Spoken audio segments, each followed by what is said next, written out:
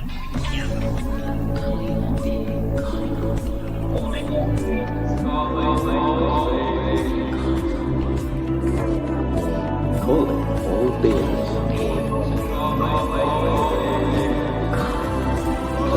beings.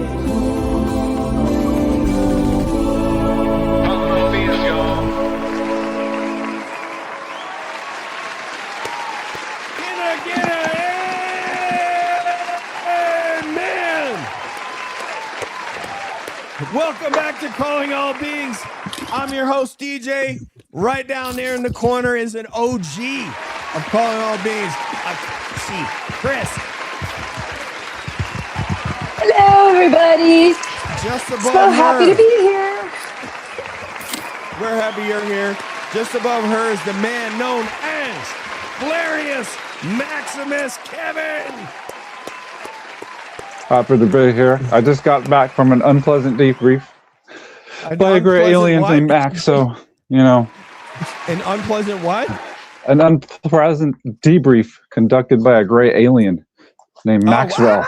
Wow. There was clipboards, there were follow-up questions, there's eye contact. I'm still recovering.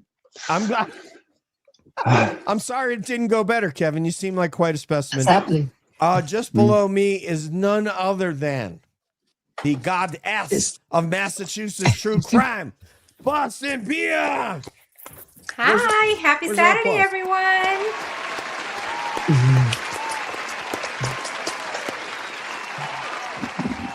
And you know what, guys?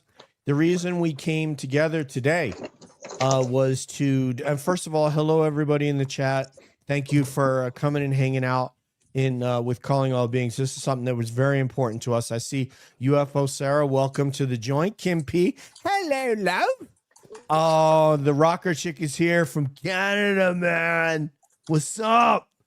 And backstage is our special guest who, as it turns out, is also a cabbie. And let me tell you, even the European continent is not too far for her to travel to pursue her passion of researching UFOs. You know what I'm talking. You know what I'm talking about, right, Akashi? All right. Yep. So, without further ado, put your hands together for our cabbie, Courtney Connected.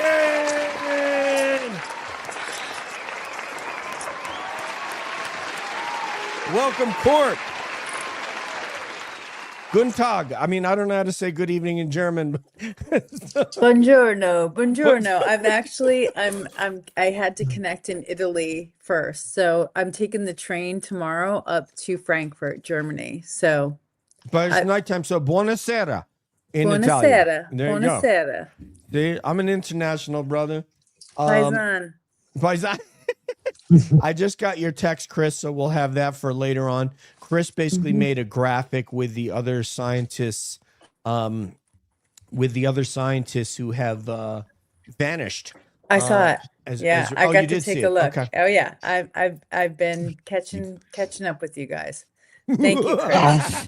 I can't wait. I'm dying to hear your perspective on all this. I've been so excited, to talk to you. So sorry about my voice. I was telling DJ I was calling my cat that had taken off, and I was yelling so loud that I lost my voice. So it's my cat's fault. Did you get your cat back? Yes, I did. My adorable kitties. Good. They're so cuties. But anyway, I'm so happy to be here with you, Courtney. Yeah, it's nice to be here with all of you too. I haven't been on a true crime episode since the very beginning, since true crime started. So on cab, yeah. That's right. Courtney was there at the very, very beginning with, as we spoke about recently, the Shelva Rafty case, in which Courtney probably did the best work on that case that's been done until she got chased out of Pittston, PA. Yeah. So again, there's the subject of why we've come together tonight, because as it turns out, Courtney has done an extensive investigation and research into the death of Miss Amy Eskridge, who is a scientist in Huntsville, Alabama, and Rocket City, and that really, because of the fact, hello KS Granny, welcome, hello Mel. Because a lot of our audience is not that familiar. Hi, Jules. With this case, Courtney, I was wondering if you could start us off by telling us about the case. I'm gonna move you up to the top center here, in the Hollywood squares. And could you please tell us, from the beginning, please? Sure. I didn't know Amy. I found out about Amy and her work and her family and her life in Huntsville in 2022, right after she passed away, sadly. That's how I came to know of her. And it was because I was in a UAP research group. I just happened to be in there, but that group was a very high level group with a lot of serious influencers, who are still the top level influencers today. It was called Fight Club, but it was a good group of different kinds of UAP researchers, scientists. We had an astronomer in there. We had a couple physicists in there. We had filmmakers. We had people who were remote viewers. So it was just a great eclectic group. But there were people that knew Amy in the group. There were some people from Huntsville, and then they were pretty panicked when they found out that she passed away. So I learned of her actually through her death. And then as the people in our group were trying to get information about how she passed away, it was mainly like a response team. There were people responding to the news and trying to get accurate information out to everybody, to pass on what had happened. So we had heard that she passed away. Several people in the group started to put information in the group from their communications with Amy before she passed away. So it was an onslaught of information real time that we were all responding to. So that's how I came to know about her and her life, is actually sadly through her death. And you became aware of her through that, and then what is it that made you say, I need to go to Huntsville and investigate this? What made it become something that you felt like you had to do? It was 2 years later. It was 2 years later after she passed away, because everything kind of immediately after, there was a whole rush of energy sharing, information sharing. It was like a collaborative effort. And then after her passing and her memorial and everything, it became more about grief and processing her death, because it was so traumatic and tragic. But 2 years later, and through no easy choice, but it was definitely a feeling of needing to be responsible, I had a filmmaker contact me, and they wanted to go into Amy's life and potentially do a production, and asked me to potentially, help with it. So I picked it back up because at the time, it was an unknown to me if she passed away through taking her own life, or if it was actually something else. And I didn't know. So that's why I went back into it in 2024 to understand what happened. Can I ask a question? One Please, question yeah, go around about her everybody. back, Please. like her actual work. Because as we go through this discussion, one of the things I'm hoping is that we bust the myths about what's being said about Amy. So I would like your perspectives. People are talking about her work and questioning whether her work was even serious. Can you talk to us a little bit about, what she actually did to make sure people understand where she came from? Yeah, she was gifted when she was young. She won an Army internship when she was just 15 years old. So, but she was particularly had affinities for like medical science, bioscience. She called herself a biotechnologist. So when she went to school at the University of Huntsville there, she went in for sciences, but it was mainly biology focused. And DNA focused, but she was an interdisciplinarian. So what that means is in college, she went and took subject matters from other departments and worked them into her degree. So she was also specialized in electrical engineering later. But, you know, she had multiple disciplines that she was an expert at. So people going around, and I've seen the commentary. It's awful, you know, it's ugly. It was cropping up in 2024 when I started to understand who she was and look into her life. People were saying then that she wasn't serious and shouldn't be taken seriously. But I think the track record there is different. It shows a different fact pattern actually about her life, that she was very gifted. She was, she identified as being autistic and on the spectrum. She was at one stage in her life with her education, because of bullies in school, she became homeschooled. So I think her parents really did try to provide the best educational supportive environment for her to help her with her abilities and with her academic excellence. So yeah, I don't think you can say that she wasn't serious. I think one of the things, the myth is that's out there is she wasn't an anti-gravity scientist. And we have some pretty heavy hitters in our UAP community saying that she wasn't an anti-gravity researcher because she didn't have a physics degree, and that's true.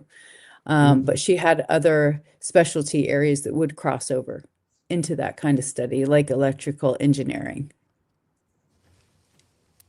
Kevin, I wanted to just make sure that if you have a follow-up, Akashi, and that Kev and Bea, just go whenever you're ready to go. You don't have to wait for me. I'm good. I want to give everybody a chance, but that's what I wanted to hear, because there's a lot of people talking about her, saying, "Oh, she's all into pseudoscience. She wasn't a serious scientist," and it's again people just pouncing on her, and it's just so, you know, it's incredibly unfair. And I would eventually like to hear about her parents' background too, because she grew up around this, so that's part of her story that's so important. That's like, you know, she had this as part of her growing up. But Kevin, you asked something too. I do. So I've been out of the loop for a long time, so I only know the basics. I didn't even watch your previous interview because I wanted to come into this fresh and hear it just from you, you know, and kind of experience this firsthand. So as someone who's a slightly confused human, what do people usually get wrong when they first hear about this? I want to come in just fresh. What do people usually get wrong about this? Well, I think that there is the notion that Amy was mentally ill. That's one of the first things that I think people can immediately take that and just cast off the whole history of her life. And I have never heard that she had schizophrenia or paranoid schizophrenia. I used to work in mental health and used to work with people who had schizophrenia. And I've never, in all the interviews that I did on Amy and her friends, I never heard one person say that she was a paranoid schizophrenic. But I do think that because of all the information that's come out and how confusing it is, people take that immediately and then say she was just mentally ill, and that's not the case. Thank you for that. Thank you. That's a great question, Kev, because we're really trying to set the table here. Isn't that kind of the goal? Hi, Rocio Robles of the UFO. Let's say the folks that are trying to keep this under wraps, their goal is to make people think are mentally ill. I mean, it all comes from tinfoil hat, where conspiracy theorists, all these terminologies. Do you think that she was a product of that and a victim of that, perhaps, or at least her memory is a victim of that? Oh, definitely. I mean, I can't go to the really darker aspects of this, but you know, because it's just so difficult. But there was definitely people who did not like her. There were people who waged campaigns against her. There were people that attacked her credibility. on every level. There are also people who supported her and said, yes, she was a scientist. Yes, she launched 2 Saturn rockets, and was on the floor in Huntsville with her dad and their organization, the Institute for Exotic Sciences. And so they launched that. She had multiple companies. There are many people that vouch for her, but as we've seen, not only with Amy Eskridge, but in other campaigns, let's just give another example, like David Grush, right? There was a campaign to discredit and smear him after he testified in Congress, one of our biggest luminaries, which people call a hero. That came pretty immediately after. So you have to be prepared for those kind of smear campaigns and tactics.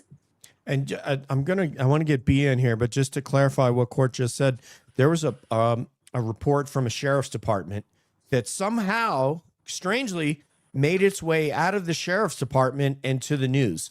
And it was regarding, I'm sorry, go ahead. Loudoun County, and it was a HIPAA violation, clearly a HIPAA violation. And they broadcast that to the media, that David Grush sought mental health counseling.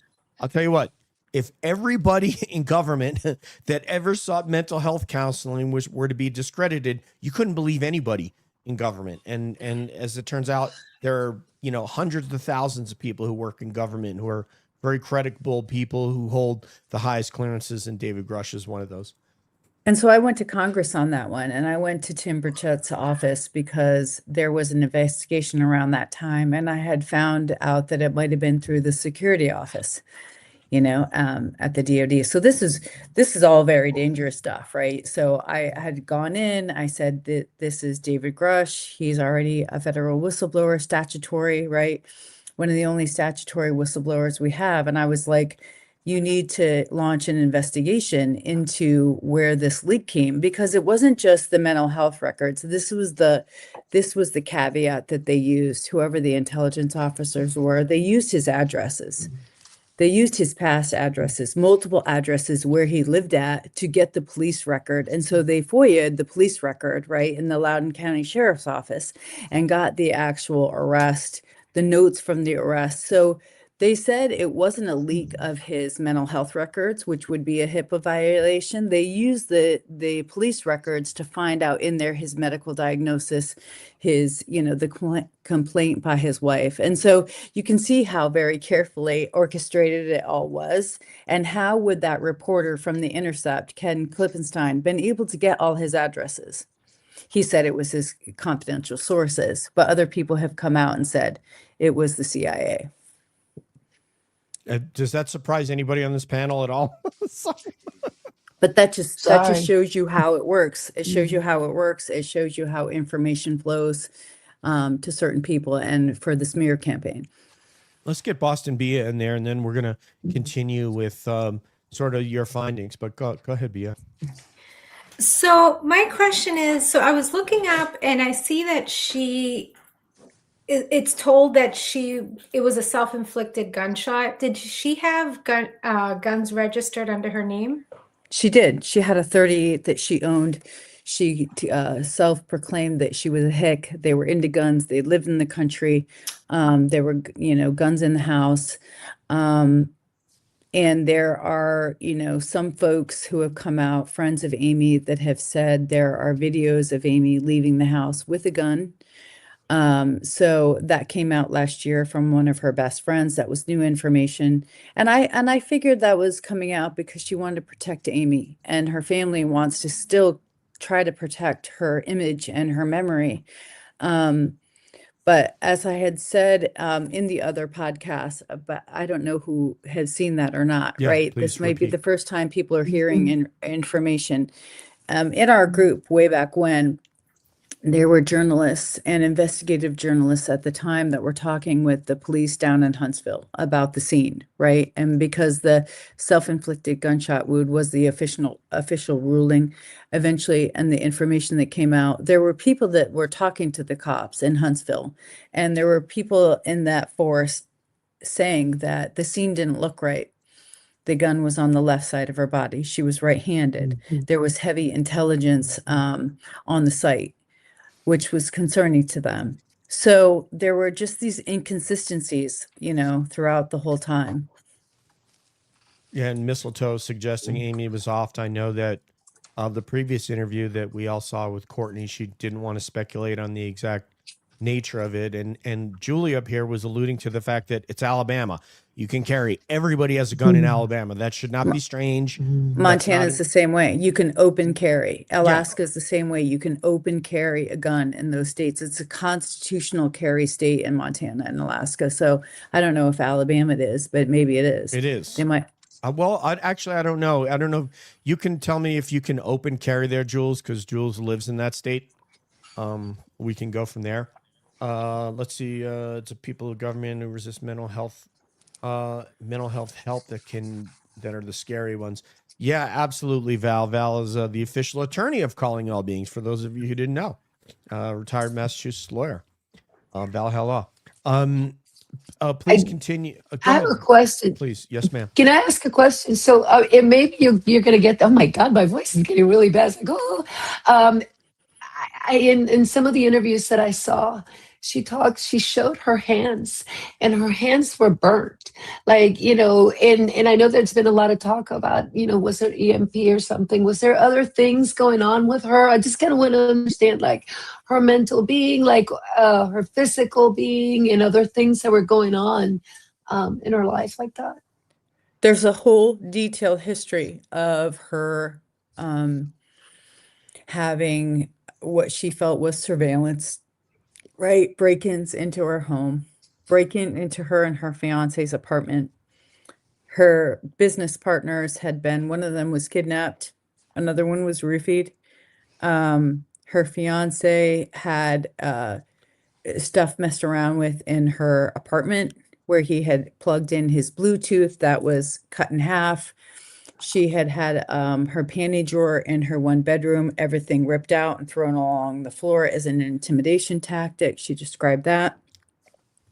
There were multiple incidents of what she said were DEWs, right? Directed energy weapons that were used at her parents' house because she moved out of the apartment with her fiance and moved in with her parents in Huntsville.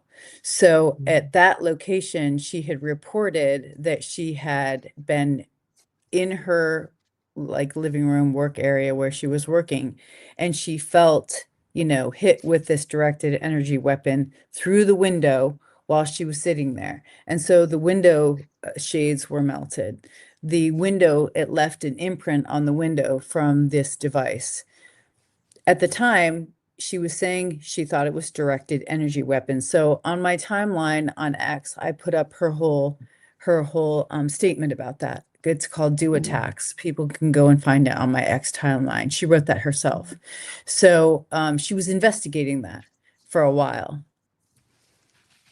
These are experimental weapons that we're talking about here, ones that are not even being used in combat because I think they're not yet written into the Geneva Conventions or the law of armed conflict.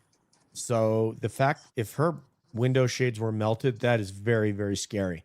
People went and checked.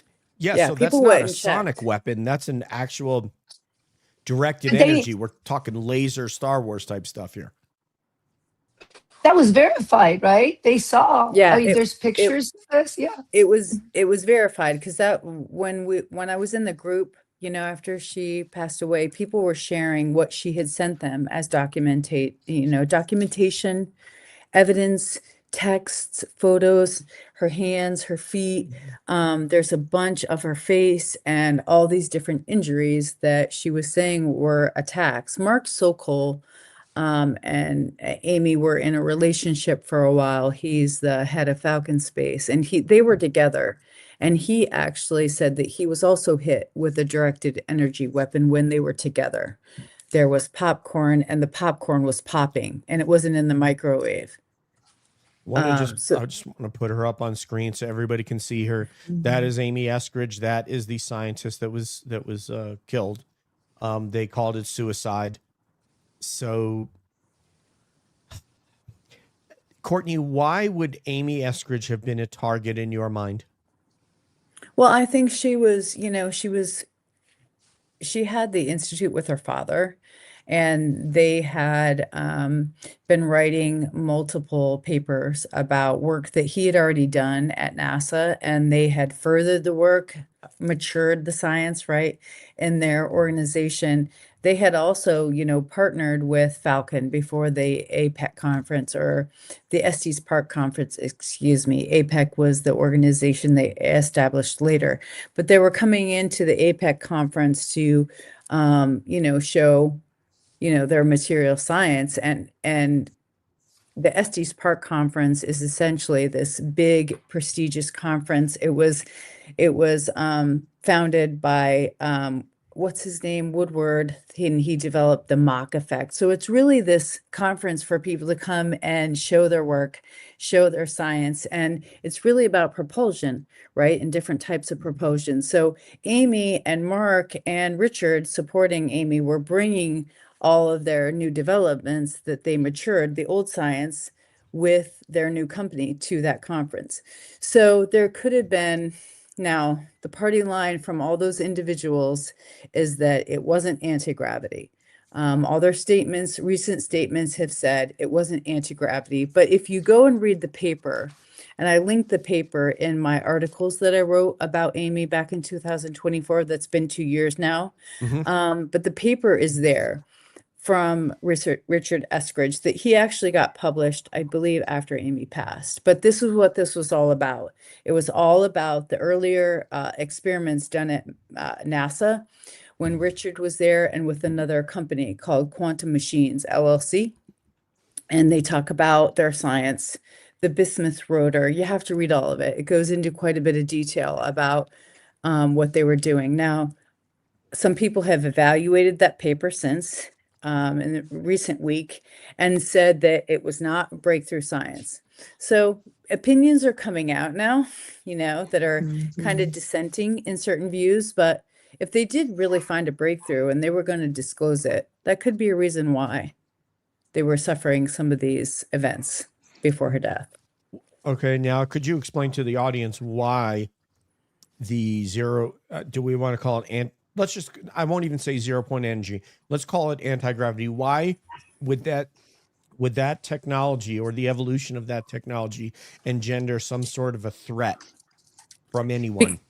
Because that's really where we would go in our next evolution of science, right? If we had anti-gravity or 0 point or free energy or anything like that, it would break open our economy and establish a new way of potentially a propulsion and low orbit space economy. It would change everything. It would change the financial picture entirely for not only just our spacefaring society. It would change everything. So you could see why certain groups would not want science like that to come out, because they profit from the way things are based right now. Oil, So the that oil can't economy. happen. Oh, there's a ton of money in this. There's a lot of people who can lose a lot. But do you think she was a security risk? Because, and I say this because on top of all that, in some of the interviews, and then one that hit me so hard when she was talking about, the P-47s and the P-52s, and talking about the stuff that happens in Huntsville. And she was talking about P-47s and P-52s being us from like 47,000 years ahead and 52,000 years ahead. So was she more in the know beyond the science that she was studying? Did they talk about that? I think those conversations and her talking about those things, now that was in a private business meeting. Okay. That was a private meeting between her, her boyfriend at the time, and a filmmaker, right, who were looking at doing future projects. And so that was completely private, and that came out on the internet later, much later after that original business meeting. So it was unfortunate, the way that came out. Her family, her mom particularly, was really hurt. I read her statements to a friend of mine that said, this really hurt us. She was inebriated during the meeting. That video never should have been released. It makes our family look bad. It was sad. It was really sad to read the mom's statements.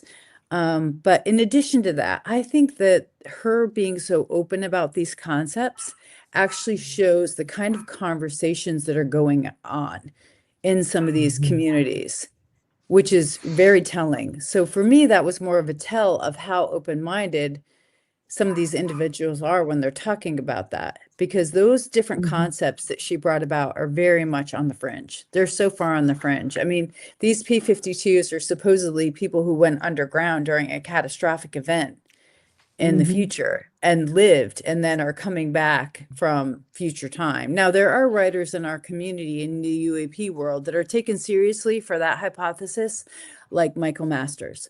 He wrote a book about, you know, future humans and these capsules essentially being future tech. So it's not beyond the realm of possibility, right? But it's pretty far-fetched. So I don't know if she was a security risk, because those things aren't really taken seriously. Not too much. Can I ask a question? Yes, please. Everybody just fire away when you're ready. All right. So who do you think benefits the least if her technology or her ideas had come to pass? Do you think maybe, is it government and weapons manufacturing? Is it more like maybe energy? Do you think more of its energy would lose out most? That's how I want to come at it. Like the consequence, who benefits the least? Definitely aerospace. They would have benefited if this was a real science. That's where it was going to go, into aerospace immediately. But if it could be adapted, like we know when Einstein developed his theories, what came out of that, right? Lasers and different kinds of like real world grounded technology. I think that it would have gone to any number of different types of technology. So free energy was kind of, when I saw her notes come into our chat back after she passed away, there were things like free energy. She had concepts, she had things written up. So there was her notebook. She wrote everything down in her notebooks. And she was very free with her notebooks, unfortunately. So people were able to like get her notes. Some part of her notes she wrote in a code that people couldn't understand. That's how, you know, that's how smart she was about her notes eventually. But that's a big part of all this, that some people actually did get whatever she developed and are using it now.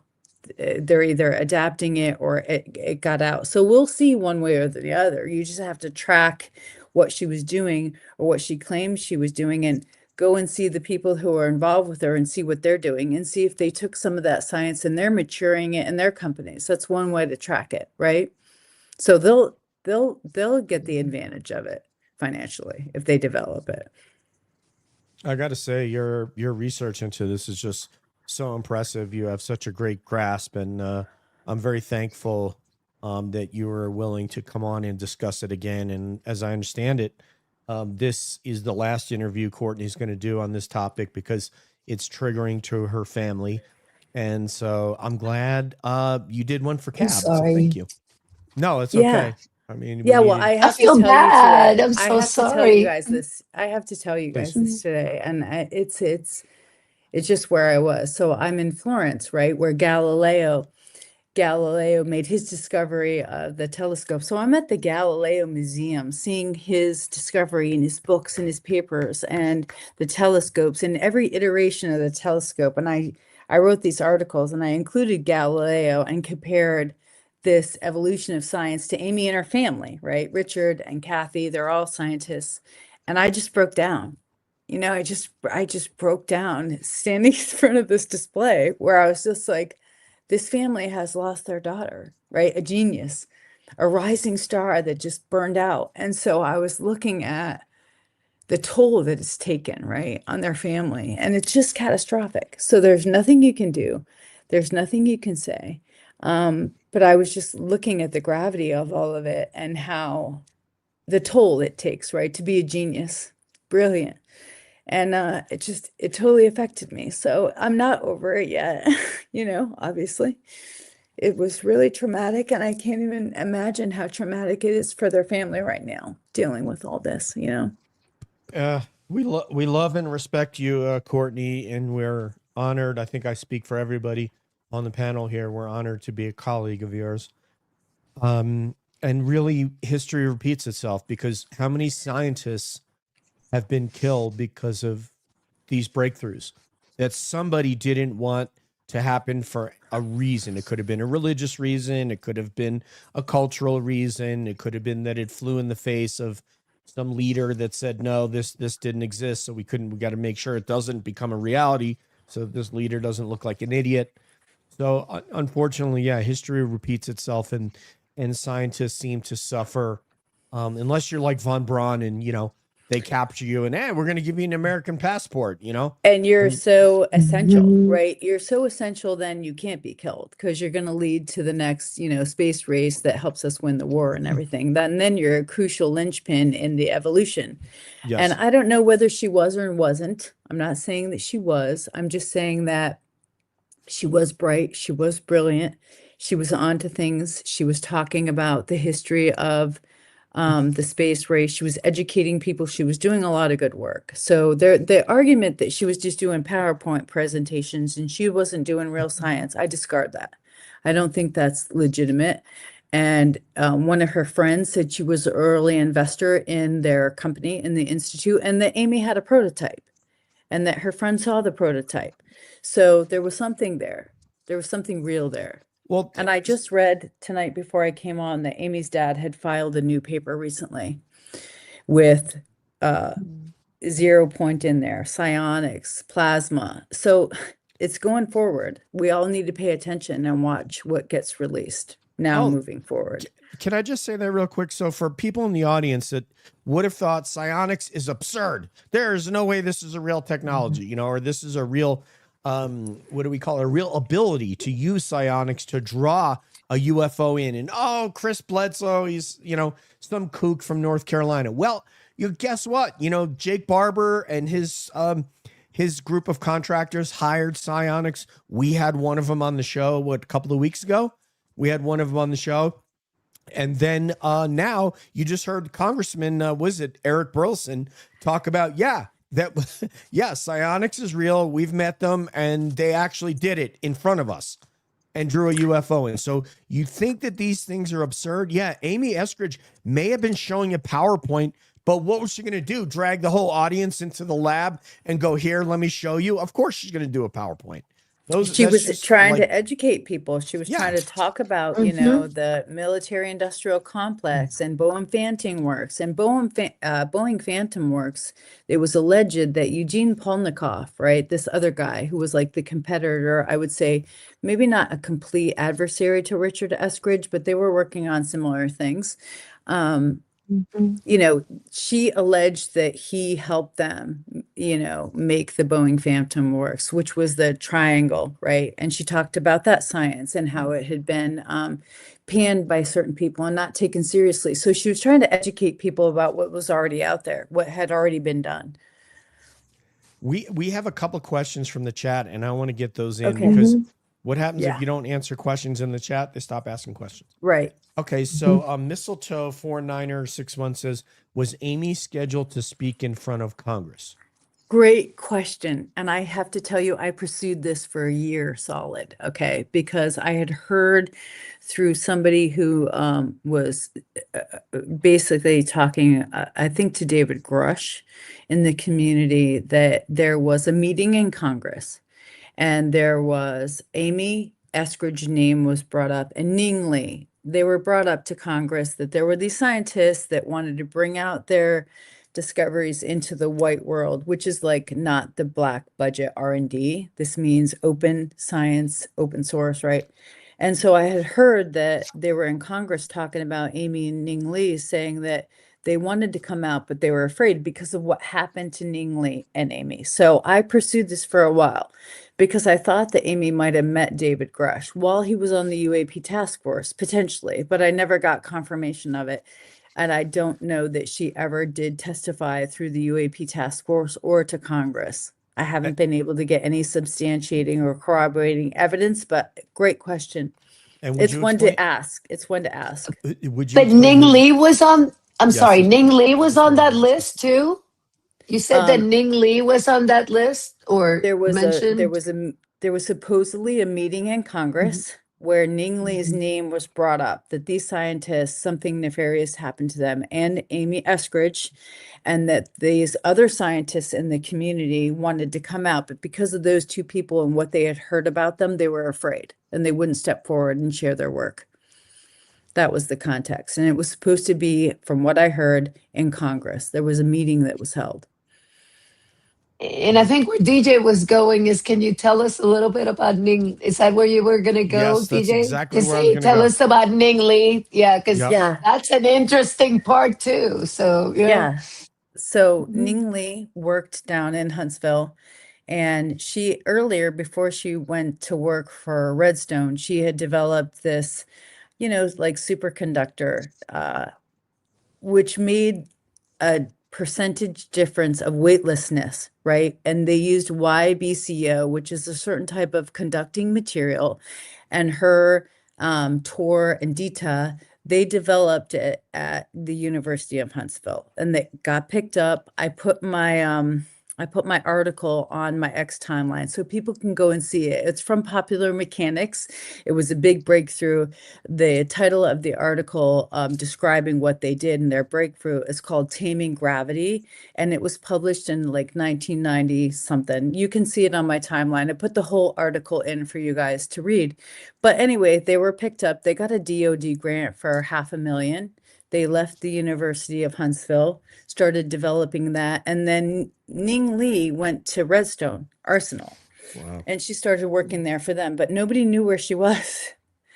Right? There were rumors that she had gone back to China, or that China had induced her to come back so she would develop her science there in China. But interviews with her son after she passed away, with Noah Logan, who is a journalist down in Huntsville, has done the best work on this. And he interviewed Ning Lee's son, and he talked detailed, about his mom and what happened to her. And she eventually got Alzheimer's. She got Alzheimer's and passed away from Alzheimer's eventually. So I also linked Noah's article on my timeline so people can go read about Ning Lee. But the reason why they were linked is because Ning Lee is also, people believe that she may have developed anti-gravity for Redstone. And the reason why Amy was saying that disclosure was going to come from Redstone Arsenal is because they figured it out. And then there's other people think that Amy continued Ning Lee's work, and that's why they're linked in association. I don't know that, but that's why the public perception puts them together. Is there any sort of insulator from, I mean, I don't think people here know that, well, actually, I have some rocker chick. I'm going to get to you in a second about future time travelers. And we're going to have Courtney explain to you who Mike Masters is and his hypothesis. He's a educator, a professor, a PhD at Montana Tech. But before we get to that, is there an insulator that you can have to keep you from, sort of what this is? Basically, what we believe is some organization that went out and took her life, invaded her home, and you also had a similar experience at one of your homes. Yeah, I did. It was months long of harassment, intimidation. I mean, last year. And so I have been through it, not to the extreme that Amy was. She had, her hands were burned, her feet were burned, and she experienced a great level of trauma and physical harm. I didn't experience that kind of level, but as far as insulation, they would have been so insulated. That family would have been so insulated. Her father being with NASA, they should have been insulated. So I don't know what more insulation what you can get. I mean, she moved in with her parents. She was alone in her family home. All her friends were all, injured in some kind of event.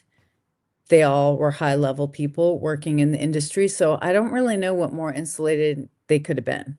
They made reports to the FBI.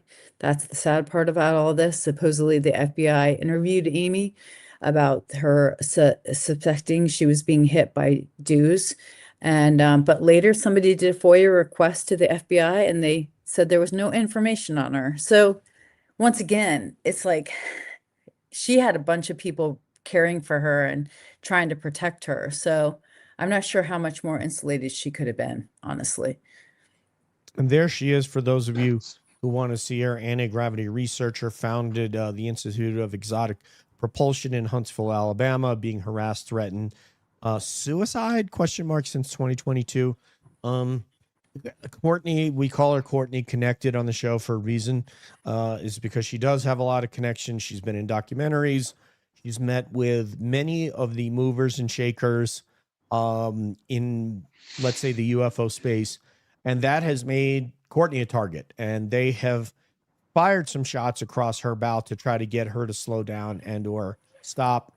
As you can see, it hasn't stopped her. she just keeps going. I did stop for a couple months. yeah, Yeah, no, they did stop me for sure. But the thing about the Courtney, UFO are there? community that Sorry. it's just so disconcerting, when you're telling people what's happened to you. And this, I can really sympathize with Amy.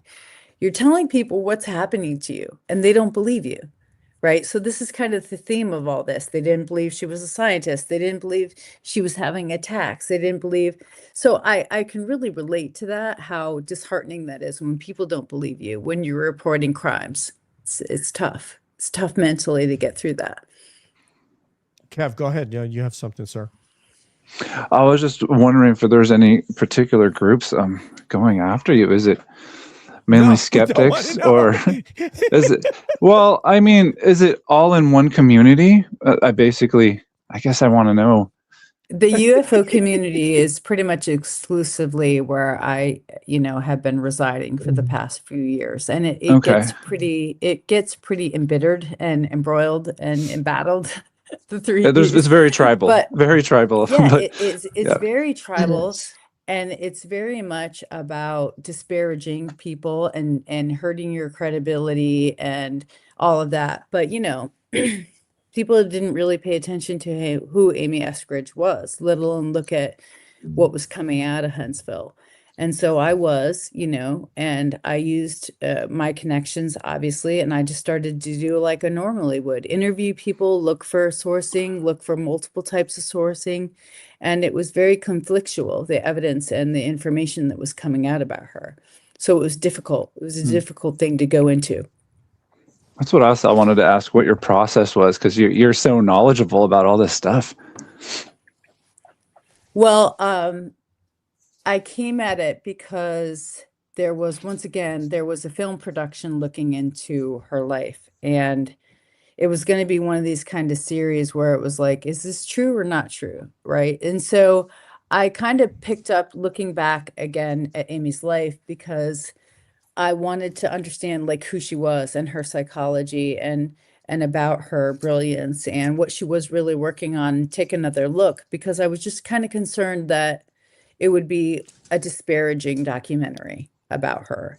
And I wanted to be protective of her name and her reputation if I could help at all. So that was why I got reignited to go back into it. It was really protective of Amy. Thank you, I'm Court. so glad you were. Did you see the question? There's kind of a follow-up to Kevin Oh, let me. from Julie Where is Luscious it? Jules.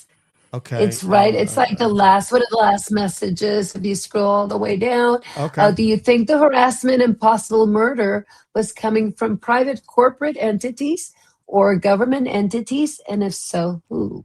Do we have Well, any idea? yeah, well, that's what came out, that was the conflicting evidence that came out, was that it was corporate contractors, that it was a tier 1 operator who pretty much could work, with impunity in the US. And so the other it was Russians. The Russians were hitting her with the dues because Russians supposedly had been hitting CIA, right? And the FBI had a case against our government to document that dues were real because they had multiple agents who were hit. So those were the theories, back then at the time.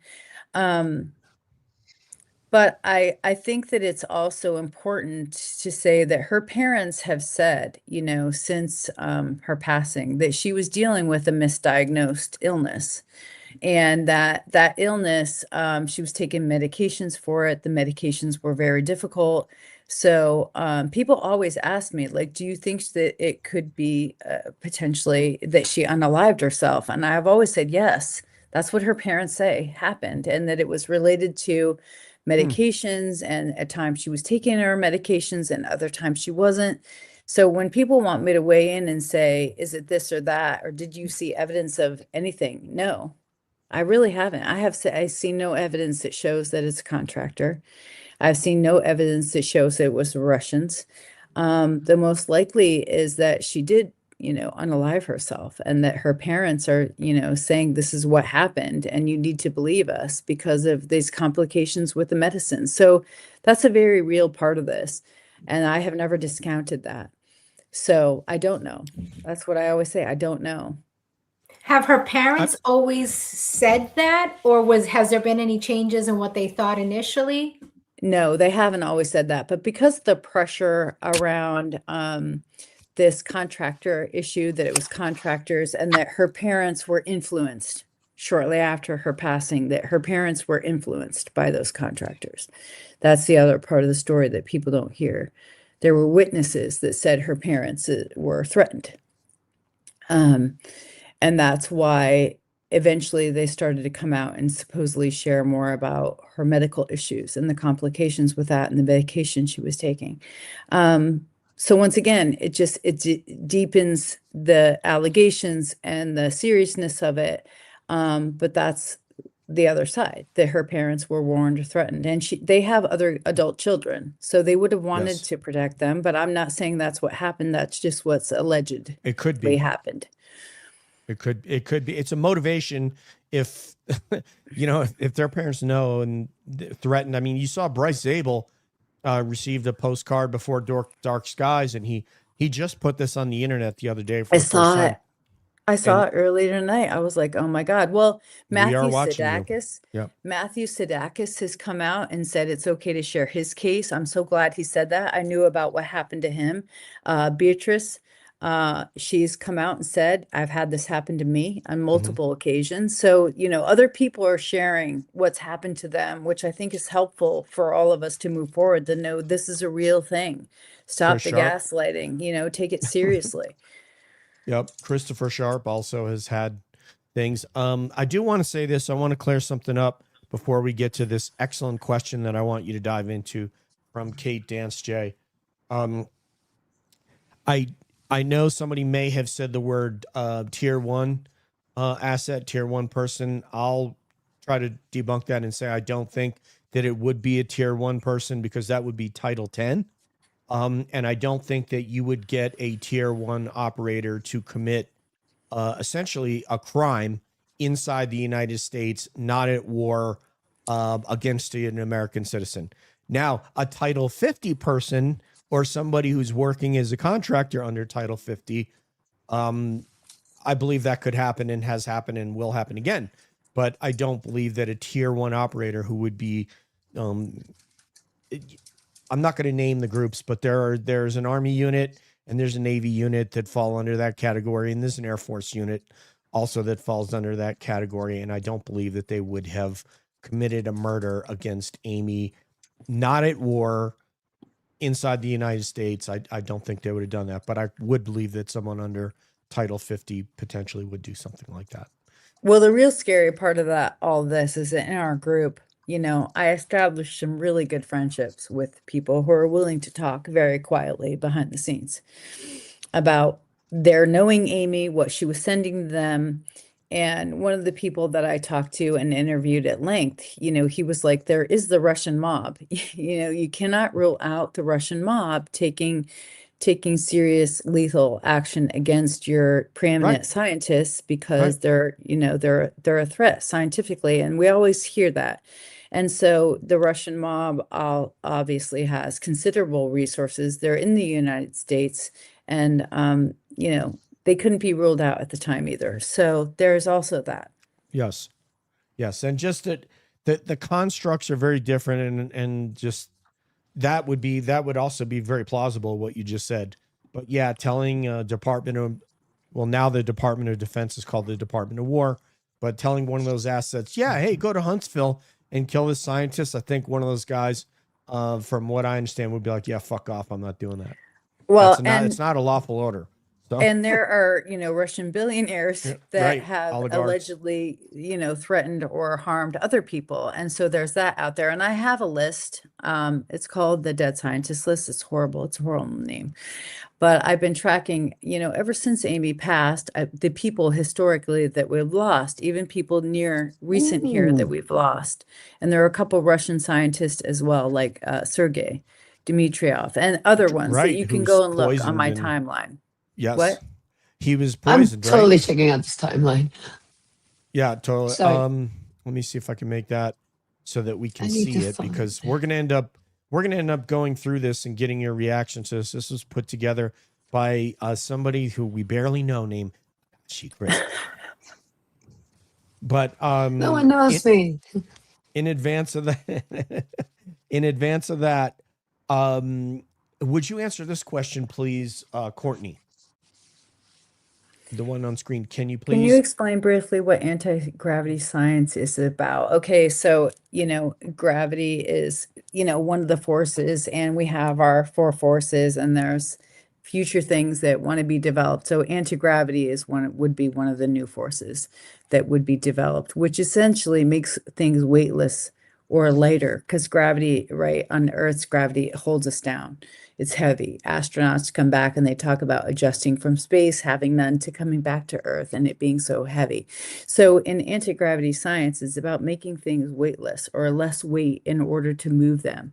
And sometimes propulsion is associated with it. And in UAP science, that's one of the biggest things. Like, how are these capsules, how are these, things moving through our space as fast as they are, with no heat signature, no, incredible speed. So anti-gravity is always kind of in there in UAP science as one type of science that NHI might have cracked or used already. And so when it comes into UAP science, there is a real core of UAP science that looks at anti-gravity as one way that the UAP might be flying. And if you listen to Bob Lazar and him talking about the sport model, and I encourage you guys, what's the name of that documentary with Bob Lazar? Can someone throw that out there? It's called S4, like the Bob Lazar story. So it's called S4, Sierra 4. And in that, they show some of the components that make up their anti-propulsion system. And some of these gentlemen and ladies that went out to Area 51 and worked on these technologies are so brilliant. They figured out sometimes how to do them. If you rotate this, it does this. If you put this here, you physically can't touch it. Like it's like a magnet pushing your hands away. They don't know how to create it yet, but they have figured out how to, let's call it, turn it on and turn it off. So anti-gravity science, if you look at that, that rocket from Elon Musk that just went to the moon and back, it was 90% fuel and 10% payload. With anti-gravitic technology, it could be 90% payload and 10% whatever it is that powers that, which obviously Bob Lazar spoke about in 1989, and he called it element 115. That did not exist on the periodic table of humans in 1989. Now it does. And that we have been able to conjure or create element 115, but in 1989, it did not exist that we know of anyway.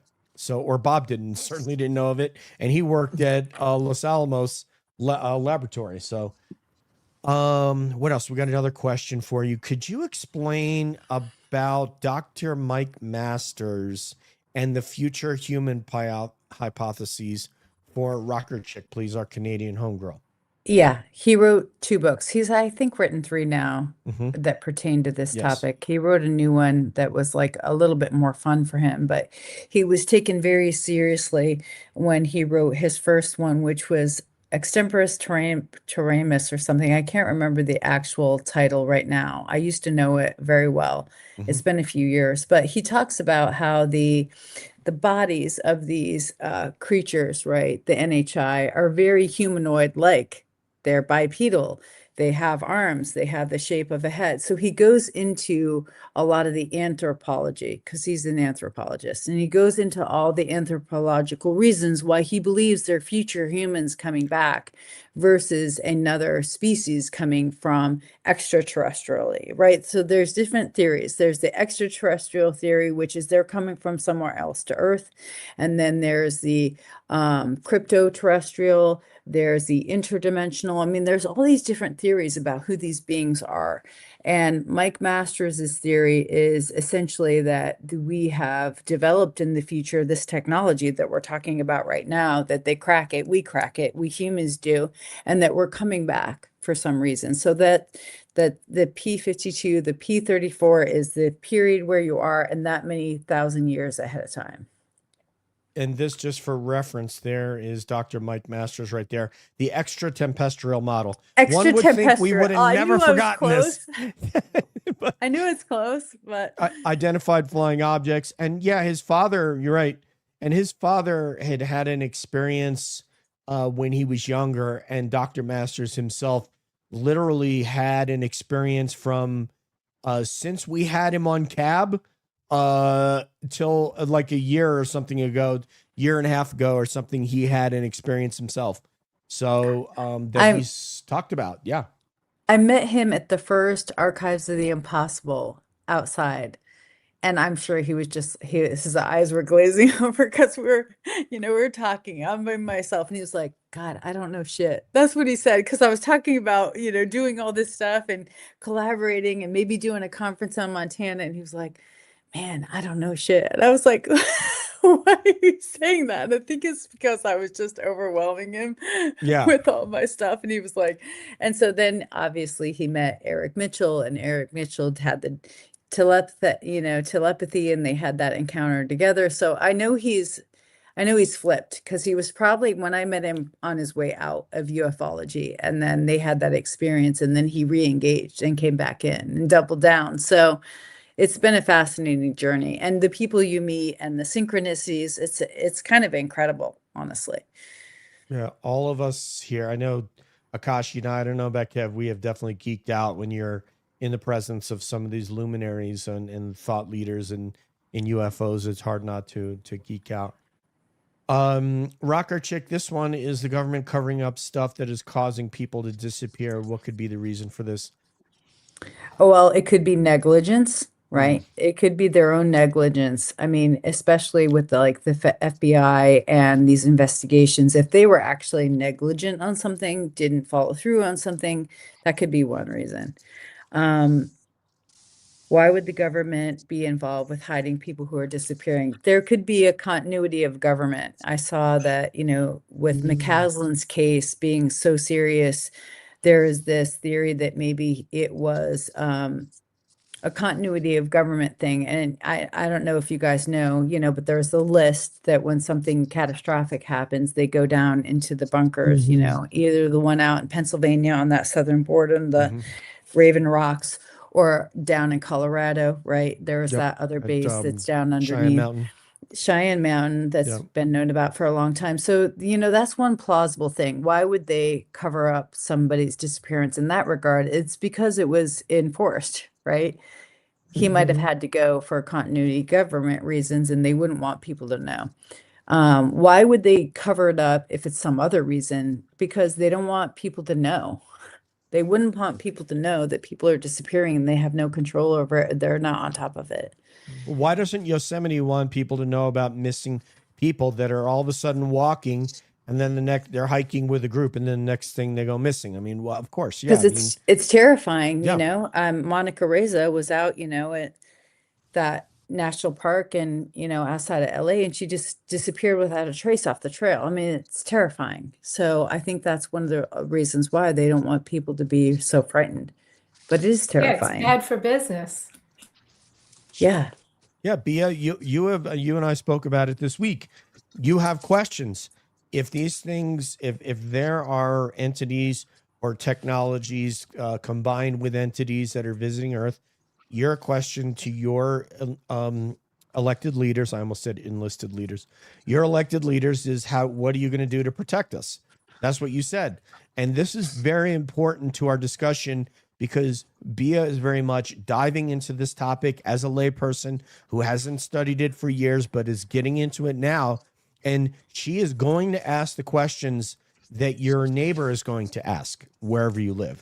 It's not going to be a question that Akashi Cris or Kevin or Courtney or DJ are going to ask because we're like, yeah, come on, man, bring it on. I want to see what you got. Well, other people are not thinking that. They're like, yeah, Kevin's like, well, and just a He's gonna come out commonality with some between swords all and- of them. How many left with guns? Most of them left with a gun. what's that? That's a Yes. good point too. Yeah, let's go. Do you want to go through? Let's go through Akashi's presentation now, and then get your reaction to some of the. Yes, please. And it's just like visuals on all these people, because as you're talking through it, more of these stories start to click, because a lot of them left with a gun and nothing else. Most of them without their wallet or their phone. But yeah, if you want to pull that up, let's kind of Yes, go ma'am. through it, because I want to hear Courtney's and everybody's input on this list. And I already screwed up on the first one because I said 2005. It doesn't make you a bad person. What It's year was okay. it for Joshua? It's LeBlanc? 2025. It just 2025. happened. So a lot of these, there's a lot of them that happened very recently. So Joshua LeBlanc, he's a NASA scientist. He was into rockets and nuclear propulsion. He had a car accident in 2025. Huntsville, Alabama, another one that connects several of these guys are from Huntsville. He was in a Tesla and he left without his phone or his wallet. And he had, there's an echo. That's so weird. Dios mío. Anyway, so he left without his phone or his wallet, and he crashed his car, and everything was burnt up. They needed to get the report to even recognize who he was. Sorry, hold on a second. I'm having Akashi, an audio I'm gonna issue. have you log out and log back in, and I'll go around get everyone's reaction to this. Courtney, Please do you do. have a reaction to Joshua LeBlanc? Well, he's new. I just found out about him in the last couple days. So I've been looking at what happened to him. And Tesla's had a period of safety issues. You remember there was Teslas that were crashing and they had their autonomous system that was under scrutiny. And so my first question was he in the autonomous mode, where it was driving itself, or was he driving? Because, it was John Kiriakou who came out recently and said that in that Wikipedia release of emails, they found out that the CIA could actually control your vehicle remotely. And he Yes. linked another death, Michael Hastings, who was a reporter who was covering the war in Afghanistan, as somebody that might have happened with him. DJ, why don't you stop sharing and reshare to see if that's what caused the Yeah, that's a echoing? good call. Test. Yeah, I think that was Yeah, it. because mine, I don't think it was my session, but go ahead. Sorry. Yeah, I It know I wasn't was my doing it fault, after you. DJ. It wasn't my fault. No, Nope, it was Oh, him wait, sharing the wait. document. we're gonna do like Goodwill Hunting. It's not my fault, man. Oh wait, no, the echo's still there. But there's the echo again. Yeah, DJ, are you using like your roadcaster or anything? I am. Yes. So, That's gonna be it. That causes the echo. okay, I'm gonna log out and log back in. Okay. It's his It fault. was DJ's fault. All right, I'll be right back. No problem. We'll take it from here. Okay, Sure. I like pie. So on the list later on, we're actually going to Now, the look. first at thing that stood Lee. out I had, on that picture that was up, it said propulsion. I was like, uh-oh. We have another one. that's So I think like- that's very interesting. Mhm. No, they have a lot in common, all these guys. So the next one on the list, and when he comes back up, because I don't have the ability to share. So we got Josh LeBlanc was the first one. Then of course we have William McCaslin, and that Air Force nuclear science and defense tied to the UFO topic. He was he was involved with Wright Patterson, right? He worked at Wright Pat, and supposedly he was the advisor to Tom DeLonge. There's that echo again. Did you hear it? Is DJ back? Not Is yet. that no? But he's not. This is so weird. It's not there now. Can somebody else speak to me? I don't think it's me. Sure. Okay. I'm not hearing an echo. I just Oh, unmuted. Is it back? I hear an echo. It's Kevin. Oh, the humanity. Is it Kevin? Mute I think it's Kevin. Kevin. Mute Kevin. Mute Kevin and let me see. Oh dear. Mutey. There we go. Okay, B, let's say something. Go off mute. All You say- right, let me see. No, I don't hear an echo. Testing, All good testing. here. Kevin. Testing. We kicked DJ off his own show, and it wasn't DJ's fault. He has. I asked him if he was using the Roadcaster, and that usually causes an echo initially. But he needs to come back. DJ, He's come back. probably rebooting. Do-do-do-do-do-do. Okay, so Willie McCaslin, this is serious because, and Courtney, I'd love to hear, especially on McCaslin, your thoughts. He disappeared early 2026 in New Mexico. He left his home without, here goes Kevin. He left his home without a cell phone. He went for a hike. His wife said it was very unusual, but she did say something like, she said something like he didn't seem to want to be found. And do you have any insights on McCaslin, Courtney, that you can share with us? Because Well, it was confusing because when the story first came out, it said that it was like a medical alert that he was, missing, and it was a medical concern. So my mind immediately went to Alzheimer's or dementia, right? And they were trying to find him because he was, he was suffering some kind of, state. But then as more information came out about the case, it was revealed that he was having foggy, like instance of fog, like brain fog. So it was much less than an actual dementia or an Alzheimer's.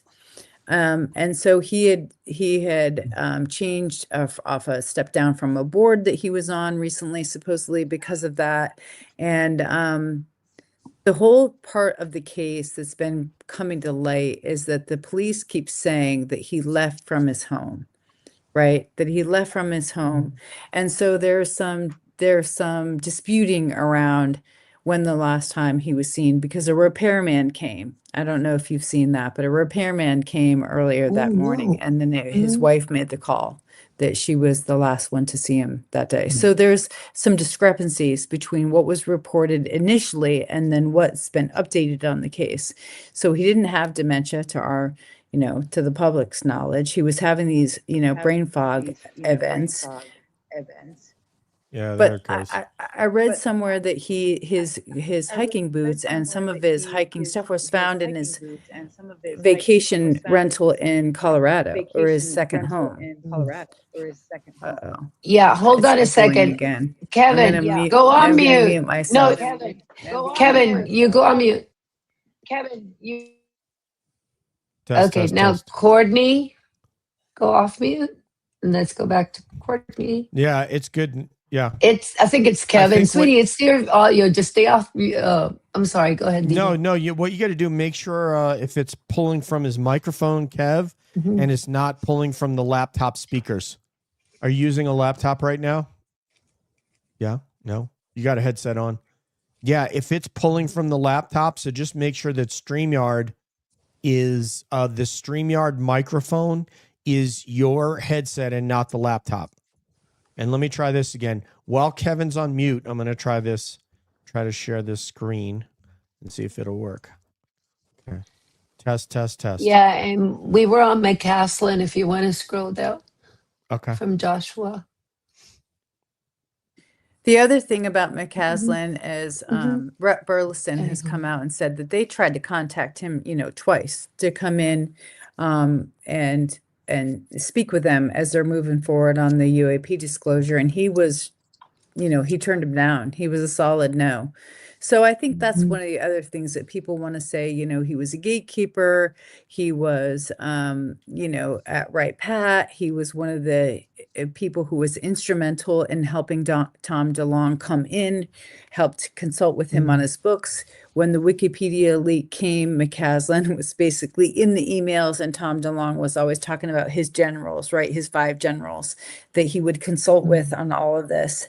And McCaslin turned out to be one of them. And so Tom DeLonge said later, even though it was kind of horrifying that all those emails were leaking, he was like, well, at least I was saying what was accurate and was legit. And I wasn't, talking out of school. So it was obvious that McCaslin was his consultant on all that and TTSA. So he's legitimate and he has knowledge and was overseeing Right Pat, one of the most secretive places where we know that in Age of Disclosure, all these witnesses in the military are saying the Roswell crash or the Corona crash went to Right Pat. So there are connections to the UFO world. His connection is probably the strongest one of any of the other cases to UFO disclosure. Yeah, I agree. I think, but they're all kind of related. Go ahead, DJ. I'm sorry. No, please continue, Chris. I was just No, you. do It's you your show, babe. It's your show, babe. Your show. Yeah, McCaslin, the fact of the things that he left at home, allegedly, the things that he allegedly left at home are what it gives me pause. You know what I mean? That he left certain things at home that you wouldn't, or did he not leave them at home? And it's alleged that he did leave those things home, which would have indicated that he was trying to disappear. Because who the hell leaves without their Apple Watch and their phone? Like, nobody does that. And his wife said he carried those things all the time. So I think that's kind of absurd. Hi, welcome, Jermaine6. Welcome back. Kev, do you have anything? Unmute and take it away if you got something, and then we'll go forward on the slide. No? Yeah, I mean, I'm seeing 2 more people with that that nuclear connection. So that's all somebody brand new going into this. It's just really interesting to me. Do you think nuclear has something to do with it more than UFOs, or what is your hypothesis on that? Well, I mean, I think nuclear is connected to UFOs. You have all these UFO sightings at nuclear facilities, so maybe there's a connection there. I don't know. Yeah, no, that's right. I'm You're still, right. yeah. That's a good point. Yeah. Let me see. Okay, let me slide forward and Go to we the have next one. So now we have Anthony Chavez, a retired research and development engineer. He worked on nuclear weapon research. Again, we see the same thing. He disappeared May 2025. He left his wallet, his keys, and his cigarettes. His car was locked. There was no forced entry. It's just like he just poofed. And he has not, I don't think that he's been found. Do you know anything about this particular one, or is anybody, Courtney? I have not heard of that. The fact that he left his cigarettes gives me great concern because nobody likes a quitter after all. I'm sorry. Go ahead, Courtney. Do you have any? What Wait, tough crowd here. Hold on. He's the one I know the least about. Anthony Chavez is the one I know the least about. He kind of came in when there was a slew of other people that were being released to the public, because people it seemed like after McCaslin started going out and looking, right? Really seriously looking for other patterns. And he was one of the people that came up. So I know the least about him. So I don't want to speculate. Yeah, it's just another person. The timeline is very interesting. Again, it's all kind of summer. There's a lot that happened around the summer of 2025. Does anybody have any comments on Chavez before you go to the next one? I think there's a question on the chat, DJ. Okay, let me go to that. Oh, there was. I think this is McCaslin. Julie had a question. There you go. Okay, so this is McCaslin, Julie, right? I believe this is McCaslin because probably none of us know anything about Senor Chavez. What are your thoughts that there is no evidence that he actually left the home? No neighbors saw cameras, etc. Wow, that right there. I was not aware that there are neighbors that had cameras that say that they didn't see him. Yeah. If that's the case, oh, you're saying somebody was saying we're all echoing. If that's the case, then that kind of changes everything. Let's go around. Courtney, what are your thoughts? And we'll go to Bea and Akashi and Kevin. Yeah, so often you were off screen, but so often it's like we're getting missing or wrong information. And so I was saying it first came out that it was a medical alert that who was missing, and I was assuming it was like dementia or Alzheimer's. But we don't have all the information, and we didn't get all the information. Now the information that's continuing to perpetuate is he left his home on foot. He left his home on foot, but there's no evidence of that, right? It's just what they're saying and repeatedly saying over and over again. So in the other missing person case of the news anchor and her mom was kidnapped. Nancy Guthrie. Right, Nancy Guthrie. I think that the thing that happened is these things happen very close. So it was interesting because you're kind of comparing the cases of a missing person who had a camera at home. It wasn't working right. And so the police went to Nancy Guthrie's camera, the Blink camera, and even though she didn't have a subscription, they were able to go in and look at all the footage, right? And access that for police and investigatory reasons. So I was kind of hoping they would do the same thing with McCaslin. They would go into neighbors' cameras, they would go into his camera or security system, but we haven't seen that yet, or it hasn't been released. So we don't know. Has it not been released, or it just seems like we hear nothing about that. We hear the story about the 11, but we don't have any details on the one that just happened in February, that we should have the most information on. So there were some people that were saying that he maybe he left, right? Because of some reason that he left or removed himself for some reason. It was one of the whistleblowers that came out and said there's an actual protocol in the legacy programs where you have to, self-isolate. So that could be another scenario that he's doing under his own. If that happens, we probably have other problems that we don't know about if he was taken for whatever reason. So, yeah. The next one on the list is Steven Garcia. He's a contractor working at Kansas City National Security Campus. And I'm trying to remember this one popped up with the rest, but he was missing in August of 2025. He took his gun, left his wallet, phone, car keys, similar to McCaslin the way he left, but totally different city. Again, this is where people start to bring in people and you start to wonder if there's really a connection. I'm not sure I have all the story on Garcia. I could look into that because I'm sorry, go ahead, Kev. I was just going to say the behavior is the same where they leave the keys and go off and they're never seen again. So that's something. There's a link there in behavior. I'm going to, Steven Arable. I thought there was something else that I didn't write down that tied him to this because Garcia missing. Yeah. Nuclear. Hold on. Nuclear, Kansas City, contracted out of Kansas City nuclear facility.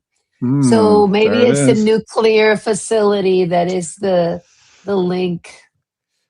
Yeah. Courtney, I need your help. What do you think? Is there one thing that's consistently that tied this the whole way? Is there anything that stayed consistent to you when you were there's deep like diving? a map. Yeah, there's a map. There's a connectivity map that people who have been researching these different cases have looked at. And you'll see the line with the NASA connections and the nuclear connections and you'll see these various locations, like Los Alamos or Wright Pat. And I think Steven Garcia was one of the people that was listed as maybe one of the support staff, right? So there was a theory that he wasn't this, high-level scientist doing, a custodian. He was somebody who would help with like access and security and these other things at certain locations, but he wasn't somebody that was targeted or missing because of, science. So I think that Steven Garcia, and there was another woman that was also like a security staff person who did supportive, more administrative type work, and he fell in this category, I believe. Yeah, she's in this She's in one of the slides, I think, the Monica. There's two ladies in here, and one of them was more of an administrative support. So they Right. all have varying Monica security clearance Reza too. Monica Reza is more of a scientist, and she worked under McCaslin. So those Oh, two have there you a go. solid link and connection, and Mhm. everybody's saying that they should be investigated first now, like a high level investigation immediately, because those two work together. Yeah, let It's me Melissa. It's the next one on the list. Who's Melissa? let me get a couple pieces of information here. Mhm. Steven, and the reason is because one of the guys who worked with us on one true crime case, but I know him from my days covering MMA, is Chris Luttrell. Chris Luttrell was a police officer in Albuquerque. He, believe it or not, this will strike three of you on here. When he was with the New Mexico State Police, his training officer was Richard Doty. But he's famous for Wow. being a fighter. He's the first MMA fighter out of Jackson's MMA when there was no Jackson's MMA. He's their first black belt. He also had a whole career in law enforcement. He retired from Albuquerque Police Department. And it says here, Steve Garcia was last seen his home. So this is, although it's called Kansas City National Security Campus, this is in Albuquerque. He was dressed in green camouflage shirt and shorts, carrying only a handgun. He left behind his phone, wallet, keys, and car. Think about that for a second. He left his phone, wallet, keys, and car. That's basically everything.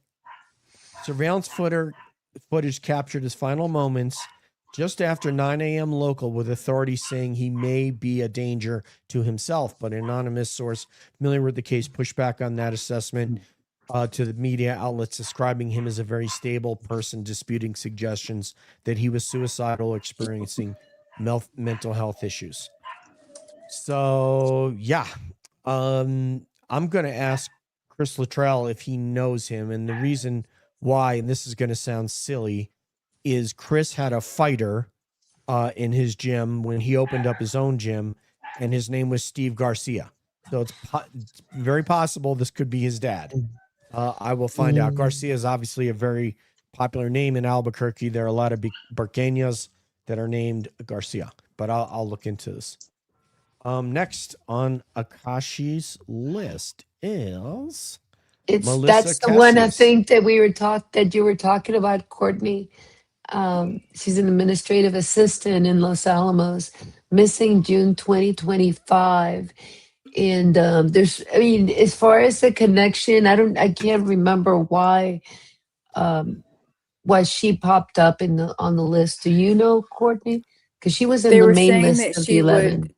they were saying if these missing persons are connected, like let's just say one theory is the continuity of government theory, right?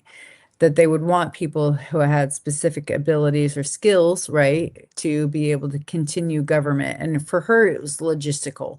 That was the one thing that I heard. They would need her to have all the logistics and to be able to do continuity of government because of all the administrative support work that she did for these specific programs. Potentially, that could be one very tangential link there. But, once again, I don't know. I haven't looked at Melissa's whole case. I need to go into it and get brought up to speed on all the new people. I had tracked a couple of the scientists. Once we get there, I'll weigh in on them. But Melissa, I don't know enough about to weigh in on it. But that was one theory I heard as to why she might be connected to the others. But other than McCaslin, they're all Latinos. There's a war on Latinos here. We got to get Akashi Cris and Bea to weigh in on this. They're all Latinos other than McCaslin. I don't think so. Yo no lo creo. And the next one, and unfortunately, some of them on this list have passed away or were like Joshua. But Carl Grillmeyer, Caltech astrophysicist, dark matter and exoplanets, shot and killed during a carjacking in 2026. He discovered water on distant planets. Does anybody know anything about Carl Grillmeyer? Yeah. There was some, once again, missing information on his case. He was shot on his front porch out in California. There had been reports about, the shooter, who it was, and some time had passed and they eventually arrested him. I did upload some information about this case on my list because I had heard about it. And this was on the heels of Nuno, the MIT scientist, being shot. Carl was shot right after. And so there was this shock because Nuno was shot and that was also after the Brown shooting. So there was a series of things that were just terribly traumatic. So I didn't put him as being connected initially because I didn't think it was connected. But then I was like, okay, this is happening. Nuno was the plasma scientist, then Carl, who is the, astrophysicist. So I think there's new interest in these cases, but they wouldn't have been considered connected at first.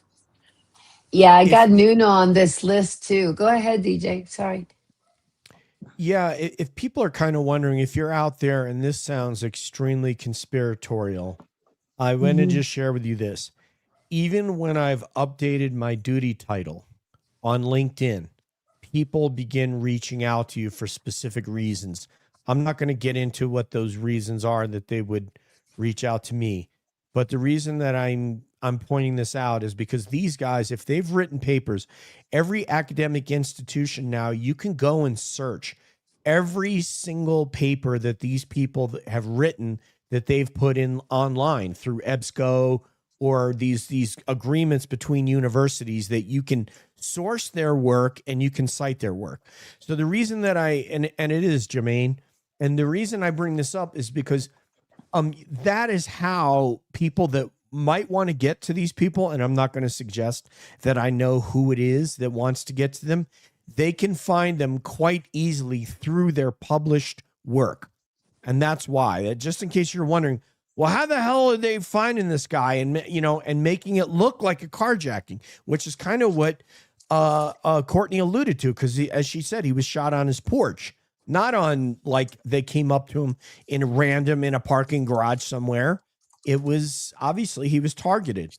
And that's how that is quite easy to find them through the university system in their published works. Let me get back to Akashi's next person that she wanted to speak about. This is Michael Hicks. Go ahead, take it away, Akashi. So there's Michael Hicks, and he's a veteran, because I was typing very fast earlier today when I was doing this. So it's a researcher, Jet Propulsion. Or spelling. So, Sorry. Yeah. And again, Jet Propulsion, died 2023, no cause of death, no autopsy. But they do link Michael Hicks with who did we just cover? I can't remember. With Carl, and there's one more person, Monica, we'll talk about in a few.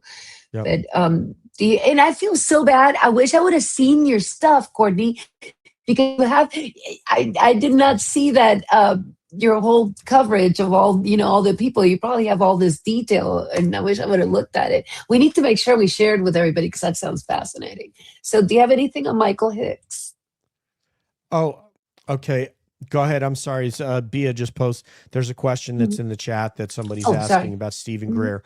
I don't think that, just to answer your question, I don't think anybody here is particularly a follower of Stephen Greer. I could be wrong. I don't want to speak for you.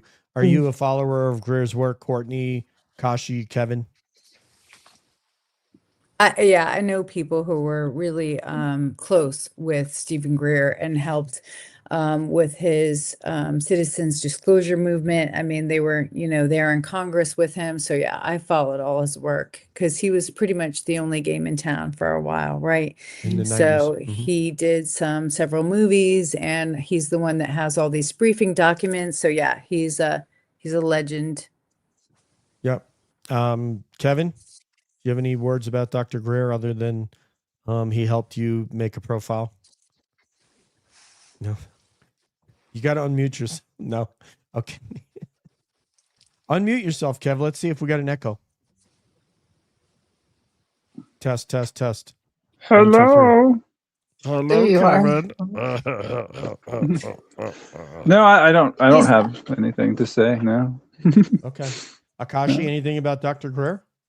No, I mean, obviously, Dr. Greer, if you're in UFOs, you're going to know Dr. Greer's work. He's just, legendary. Yeah. And he's been pushing the topic for so many years. The CF5 stuff is, everybody knows that that's a protocol, and whatever you want to call it is similar to what Chris Bledsoe and them are doing. So, I mean, yeah, huge and huge. So, of course, we follow him. So, Okay. mhm. Fair enough. Let us move on to Akashi's next victim here is Frank Maywald. Go ahead. Frank Maywald again, NASA, Jet NASA. Propulsion.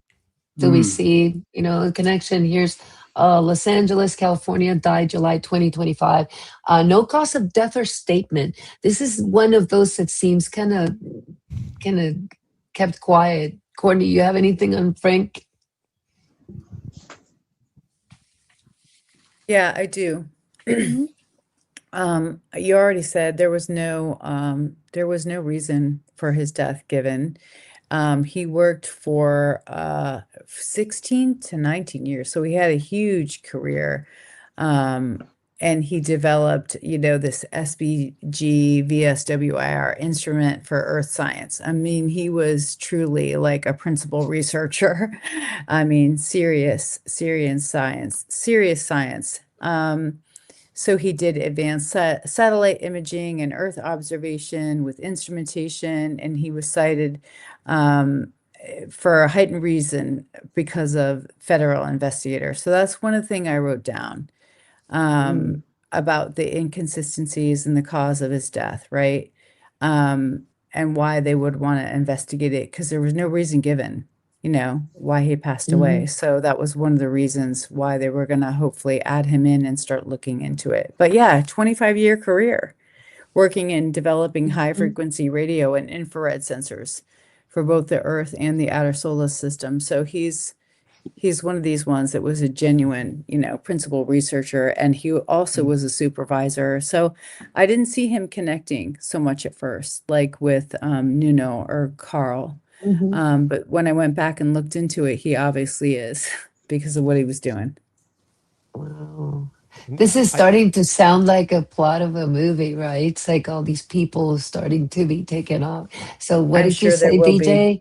Yeah. I was going to say, I don't even want to say this person's name because at least 4 people on this right now know his Twitter name, and I know his real name, but I can tell you that I interacted with this person when I moved to Colorado in 24 and had like a kind of a breakfast, coffee and coffee cake and stuff. And he was pushing the topic and disclosure and whistleblowing. And he, I believe he was fired from his job as a contractor. And I know that his wife was also fired from her employment as well, that was related to the government. So it can be a very dangerous topic to cover, even for those of you in true crime. This is kind of another level of threat. But with that, let's go on to Monica Reza. Monica Ressa, NASA materials engineer, director, Jet Propulsion Lab. Missing hiking in June of 2025. So I believe that's another person that just, it was just seen hiking and just nothing has ever been found. So, Courtney, any thoughts on Monica? Yeah, I think she's the one linked with McCaslin and is the most urgent, like to be taken seriously. One of the things that's been coming out by, a lot of the UFO researchers or UAP folks are saying that focus on all these other cases is really diminishing the fact that it really should be about Monica Reza and McCaslin exclusively because they were connected. I have some information on her real quick that I can share. She was a fellow Aerojet Rocketdyne, a fellow American Institute of Aeronautical and Astronautics. She's a rocket scientist, like legit rocket scientist, aerospace engineer, and co-invented this Mondaloy. So she's connected with McCaslin because they're material scientists and we're working potentially together on this. So Yeah, she's one of the people that it's like highly concerning, and she just vanished without a trace off the trail. And that they found with a dog, they found a hat, I believe, of hers just off the trail from down below where she was walking with her other friends. They turned around, she was gone. So highly mysterious, very concerning. So she was with a group. She wasn't this- like hiking alone. Yeah. Yeah, Akashi, this one is like Dave Polite's missing 411. From what they Wow. said, she was no more than 30 feet behind them. They had just stopped, talked, took a water break, kept going. And as what happens when you hike with a group of people, some people are really fast, some people hike slowly. I mean, I've done hikes with my squadron where we get spread out over a quarter of a mile. So they turned around and she was gone. They didn't hear a sound. They didn't say, hey, guys, wait up. Nothing. Like, they were talking. They took a break. They were walking. And as you do, you'll turn around to talk to the person, because a lot of times when you're hiking, if you're facing forward and you're speaking, somebody who's behind you can't hear you at all because you're not in a room. You know, your voice is going out into the atmosphere at this point. So a lot of times when people hike, you need to turn and point your mouth, point your voice at the person that you're talking to. Whereas if you're behind them, you can speak normally and they can hear you. So somebody turned around to talk to Monica and she was gone, like gone. And they have not, the search dogs, cadaver dogs have not found a trace of her. Wow. This is truly a missing 411 type case. We got a couple of questions here. Yeah, this is a questions. hypothesis that Akashi, we have one from Jules, and this is a hypothesis that Akashi actually brought up today. So go ahead and take this one, Akashi. Are they remotely influenced to follow instructions? Mind control. Leave your keys and phone and go to blank. I was talking to DJ about this earlier because one of the things, there's a lot of people I'm not including in this because they obviously, hurt themselves and, people know. But in a world where mind control exists, this is where it can get really scary because we talk about understanding that these programs exist, that people know how to control other people. They have the ability to, tweak things, and in a world where they can do that, is it possible that people are being, how many times do you say that makes no sense that they did that? Or how many times that we hear them say, I would never do that. And then they do. And that's the part that I'm like, I know there's probably 20,000 reasons, but there is that thing where if in a world where people can control what you think, and if they can control what you think, they control what you do. So I'm just leaving it out there. There's something that worries me. Boston Bea. Thoughts? Mhm. Yeah, I mean, but most importantly, it's the information that these people have, right? And gosh, so I mean, that's crazy to think that somebody's being mind controlled to just be told, like, get out of the house or go here or go there, and then all of a sudden they're missing. Yeah. Let me suggest something to you guys. You guys, everybody here and everybody in the chat right now, and by the way, thank you everybody for joining us and spending some time with us for a very important topic that Courtney, who's in Italy right now, is up in the middle of the night talking to us about. Let me suggest to you that dogs can hear at a different frequency than we do. They can hear certain sounds that we can't hear, right? We also know from studying Bigfoot, everybody here knows about mind speak. So in that space that lies in between what is auditory, what you can hear, and what can come into your mind another way, what if there's something that's being suggested to you at a frequency where it is not audible, but your mind hears it? So if you wanted to make somebody do something, you could suggest that to them, which is what you're alluding to here, right? You're alluding to this. Kate Dance J is saying, leave your keys and phone and go to blank. What if that message is coming across, but it is not audible to whomever is in the room. It's at a frequency where, or if that person's alone, where they hear it, but they don't know they're hearing it. Or some kind of hypnosis too. Well, yes, but hypnosis usually is like this visual thing Right. that somebody's doing. But what if something can be planted in your home that is projecting a sound to you, but it is not overtly audible? How's that? Just a shot in the dark. Anyone else want to comment on that, or just leave DJ alone? Leave DJ alone. Okay. I leave that on the table. Everything is on the table.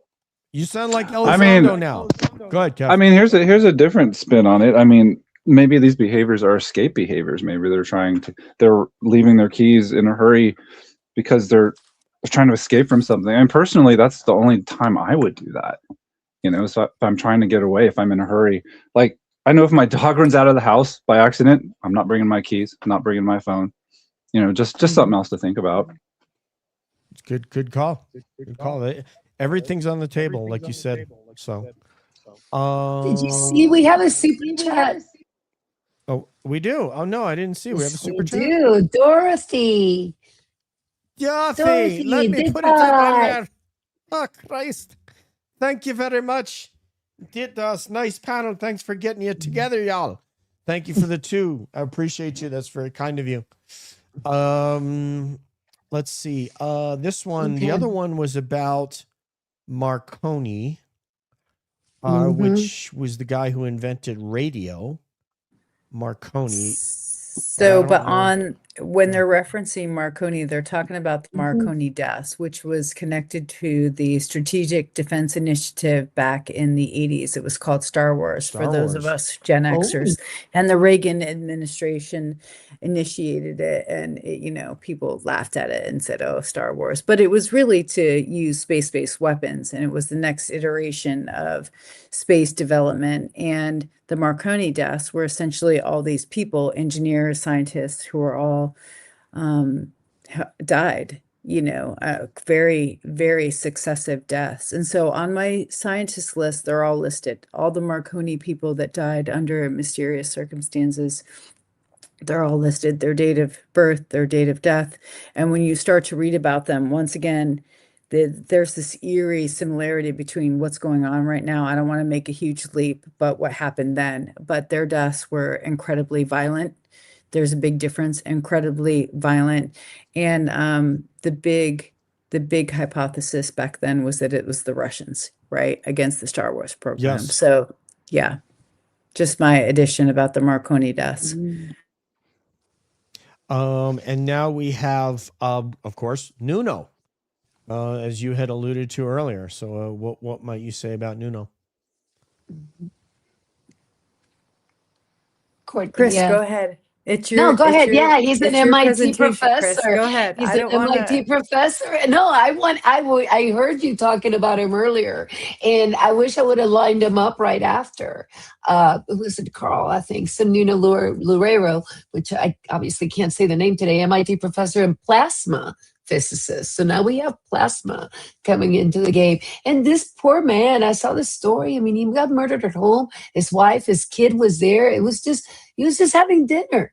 And somebody just knocked on the door and shot him down. So, Courtney, please, tell us your thoughts on Nuno.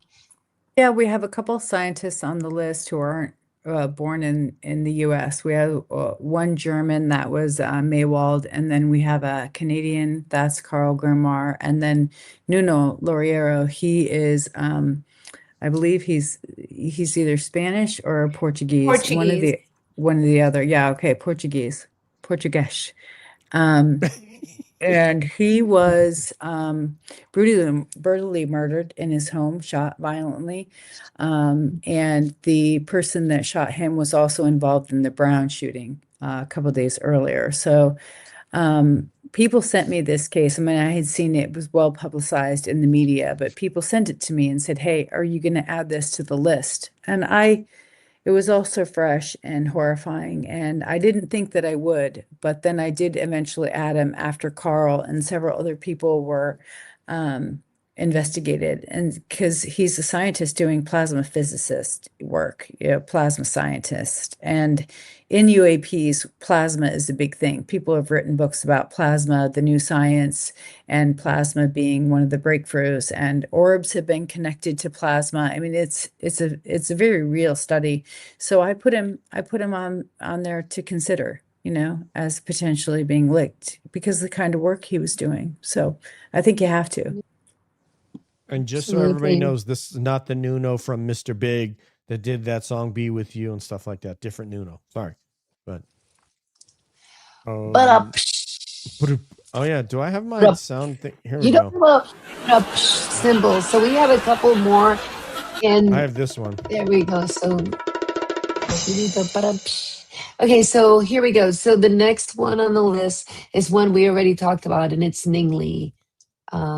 Anti-gravity, and I put a couple of historic, more this case and one older case, but Ning Lee, anti-gravity, Huntsville, Alabama. You heard Courtney talk about her earlier. Now, here's the thing, because I didn't read your stuff, so I was reading up on what I had found on Ning Lee, and this several stories, and there was a lot of she had disappeared, but there was some stories that said she was struck by a vehicle in 2014, then disappeared after that, went offline, and then eventually came back. Her son talked about her.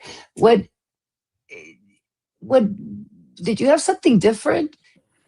I looked into Ning Lee, of course, because she was, linked with Amy. Amy talked about her in several of her presentations and her science that developed, one out of Huntsville, out of the university, and then picked up through a DoD contract. So I looked into all that. And then, I had one source tell me that, one of the people that worked at Redstone, who everybody would know his name, but I can't say it, that he said that Ning Lee was just a huckster, right? That she wasn't serious. She did no serious science at Redstone. She sold them, this faulty idea, and it never went anywhere. But, I've talked with other people about that statement, and they're like, yeah, well, this guy is in the deep state.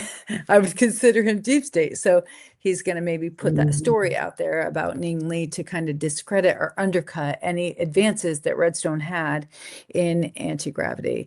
But the missing link, I think, for a lot of people is they didn't know where Ning Lee was after she took the DoD money, right, with her colleagues there, and then she was found working down in Huntsville many years later. So these conspiracy theories kind of came and sprung up in the lack of information about what she was doing. But then she developed Alzheimer's later, and then died of Alzheimer's. So the accident is in question, because everybody reported on the accident was when I was looking into Ning Lee. And so I thought she actually had been hit walking across a crosswalk.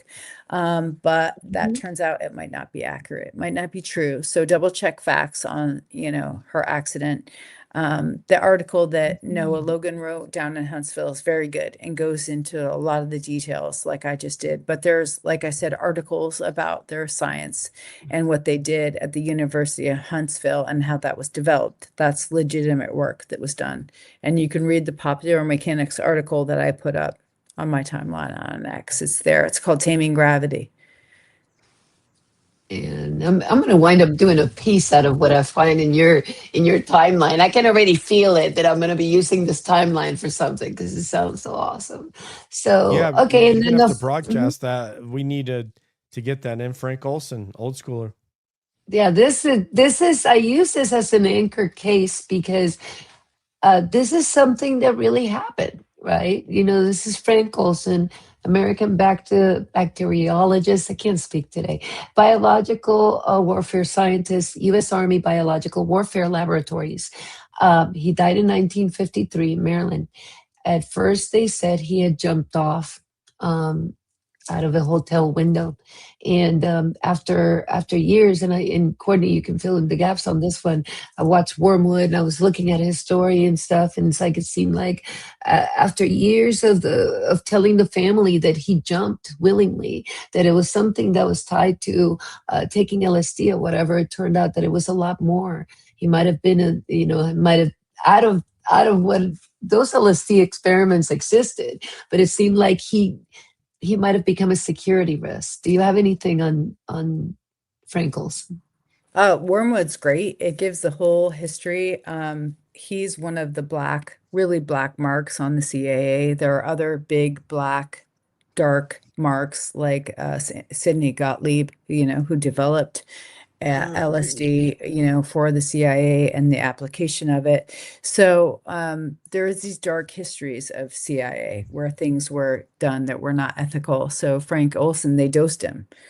They went up to this, camp, and a bunch of people were there, and they all got dosed, without their knowledge. And so he had a really, really bad, reaction or a bad trip to that. And so they continued to follow him because of that, because he became vulnerable and became a risk. And he had done some work as a biological warfare scientist and expert on biological warfare around the time of the Korean War. So they sequestered him in a hotel in New York City because he wasn't doing well. And he was talking to his wife about everything that was going on and things getting more dangerous. And so they basically, surrounded him and wouldn't let him leave. And then he went out the window. So when you start to look at how Frank Olson went out the window, there was other people there. And the stories that were documented about how he went out the window was very suspicious, and how he fell to his death. So Wormwood's good, but there's a bunch of other information, and his family has worked diligently because the White House basically admitted that it was a wrongful death.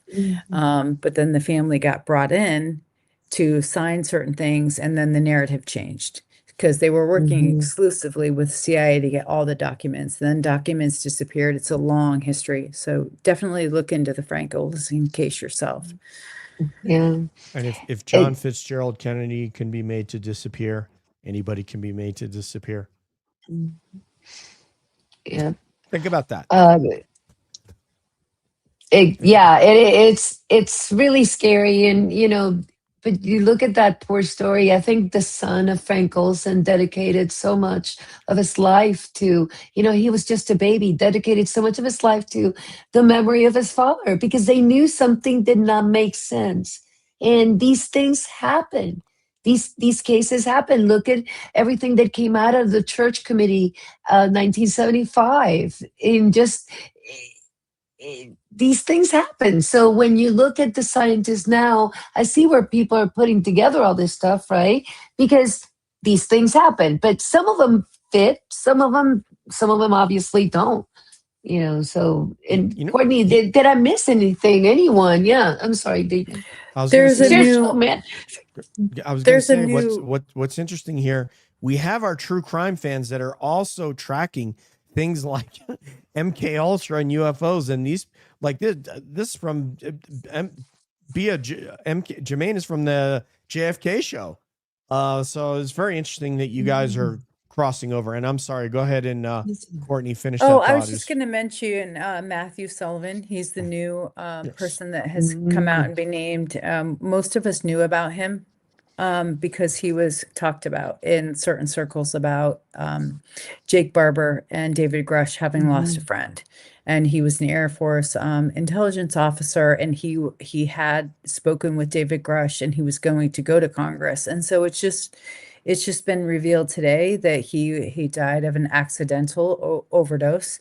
And so we know what happened, what the cause of death was, but he's somebody that is being considered as being linked to all this because he was ready to testify, and he had knowledge of legacy program, supposedly back engineered tech, which is like the secret sauce. So he's one that should be included for the long term because he was definitely in the center of all this. And this was from Maverick von Rennenkamp, who I guess has worked with Congress. He's being cited as a source. He's someone that Christopher Sharp trusts. And anybody that Christopher Sharp trusts, you can put it in the bank. Yeah, he did reporting for The Hill for a long time. He's connected to Soul. He's connected with a lot of people that are on the front foot of this. So he's somebody that's well respected and regarded. He's thrown down with Mick West a bunch. He's an expert. He shall not be he named. he helps, by debating this stuff for all of us. He's our Yeah. kind of our representative, I would say. It says here Sullivan is part of a so-called legacy UFO program, the U.S. government's crash retrieval program that has operated for decades in the shadows across several executive branch agencies, sources told the Post. Sullivan had personally seen UFOs in the federal government's possession and would have exposed the legacy program at a congressional hearing in November 2024, according to sources. Other UFO whistleblowers have also faced threats to their safety after coming forward with world-shattering information. See if there's anything else in here. Okay, so not back engineered, but he saw crash retrieval evidence. Yeah, and that's from Maverick, and he says Merrick rather. Merrick. Yeah. No. So yeah. Whistleblowers put themselves through so much Yes, to they do. tell the truth. Yet the minute that somebody does, everybody just pounces on them. There's always somebody pouncing on him. It's like, that's why they just, my gosh. It's like they want the truth, but it's not the truth I like. Therefore, I'll pounce on it, and they don't think about the feelings and the people behind this stuff. It's just terrible. I recommend you all that you're interested in finding out about UFOs and disclosure. I recommend you seek out liberationtimes.com, which is run by a friend of all of us on the panel here, Christopher Sharp. And here you'll get the full and complete story that we just referenced. That's the source you want. The New York Post, not necessarily, but definitely, and here Congressman Eric Burleson talking about his concerns over Sullivan's suspicious death. He says grave concerns and appears suspicious. Grush was helping him coming forward as a whistleblower. And if you're not familiar with David Grush, it's almost like a starting point. You have to go and watch the original News Nation interview with Ross Coulthard and David Grush. It's a must. So anyway, I'm sorry. I wasn't sharing Chris's page, was I? What a dork. Sorry. You shared the tweet. You shared the tweet. Yeah, let me. That tweet. Liberation Times. Okay. Oh boy, StreamYard. I need a producer. Okay. Let me share this real quick, just so people can see. Christopher's website looks excellent. Look, it looks very, very professional. There it is. Can you see it? Yeah. Yeah. Mm-hmm. And there, you can get the whole story about who Sullivan was, tragically, his death, Congressman Eric Burleson's discussion on it. Chris also writes for the Daily Mail in the UK, which is probably the biggest outlet in the UK. And there he is right there. Support UAP journalism, Christopher Sharp. Yes, he's that handsome in person. All right. We gotta support those independent, sources that are not being, they're not being controlled to tell us what they want us to believe. So, anytime we find somebody that we can trust, I say, let's push the name out there. Cause I'm always looking for what source am I going to trust on this topic? Cause now you have to, there's calling all beings merch. Yeah. Before we get out of here and say goodnight to Courtney, because she needs to get to bed. If you're wondering Courtney, you're awesome. If you're wondering where Bea got that sweatshirt, there it is right there. It's a t-shirt, but that's okay. Okay, if you're wondering where she got, but you have a sweatshirt too, don't you? I have a sweater over it. Okay. Yeah. So you can get water bottles. These come in tons of different colors. You can get any of these shirts, sweatshirts, and you can either have the traditional, you could have the True Crime Unsolved, the regular cab, ladies wear, etc. Or you can get tie-dye and be really cool, which is what I should be wearing. I need to get the I need one of Garcia those. calling all beings shirt. Yep. And this, you can find it on just go to store on our YouTube channel. So, Courtney, you really connected us, no pun intended, with a lot of information tonight. Boy, we can't thank you enough. Can you, one thing I'd like you to tell everyone, and I'd like you to send me, we got thumbs up from Kevzy. would you send me the links so that people can read what you've written and access your material that you've written about? Sure. Okay. And that is where are you hosting those things? I wrote the 3-part articles back in 2024. That's on my Medium. I have a Medium page, and you can just type up Courtney Marchesani and Medium, and the articles will come up on my page. Then Okay. the scientist list is on my X account. So just go to my X page under Twitter, under my search bar, and type in Dead Scientist List. I hate the name of it, but that's how it's been referred to. So it'll pull up my post, and then you can go into my Excel spreadsheet, and it's all there. It's all open. And you're also an author, as it turns out. Right. Yeah. Yeah. I write. Isn't that cool? Yeah. I wrote 4 Gifts of the Highly Sensitive. I won the Writers Award for that back in 2021, and I'm working on my new book. So I do write. Wow. I mean, this here's Courtney's Medium. So and I'll also have it in the show notes for Okay. YouTube and the podcast. I'm going to put it in the chat here. Courtney's. I'll send you the spreadsheet. Okay. Okay. Yep. I'll send you the link, and I'm going to do that in our chat right now. Okay. There it I'm gonna is. throw that in there. Send Okay. it your way. Thank you very, very much. Let's do cabby goodbyes. Let's start with Boston Bea, and then we'll get round to Kevin, Akashi, and myself. Well, thank you, Courtney, for sharing the story of Amy Eskridge with us tonight. Oh, the echoes came back. But anyways, I'll be quick. So, so thank you. Thank you, everyone on the panel. It's been really nice. Another great episode. So thank you so much. And we'll see you soon. Kev.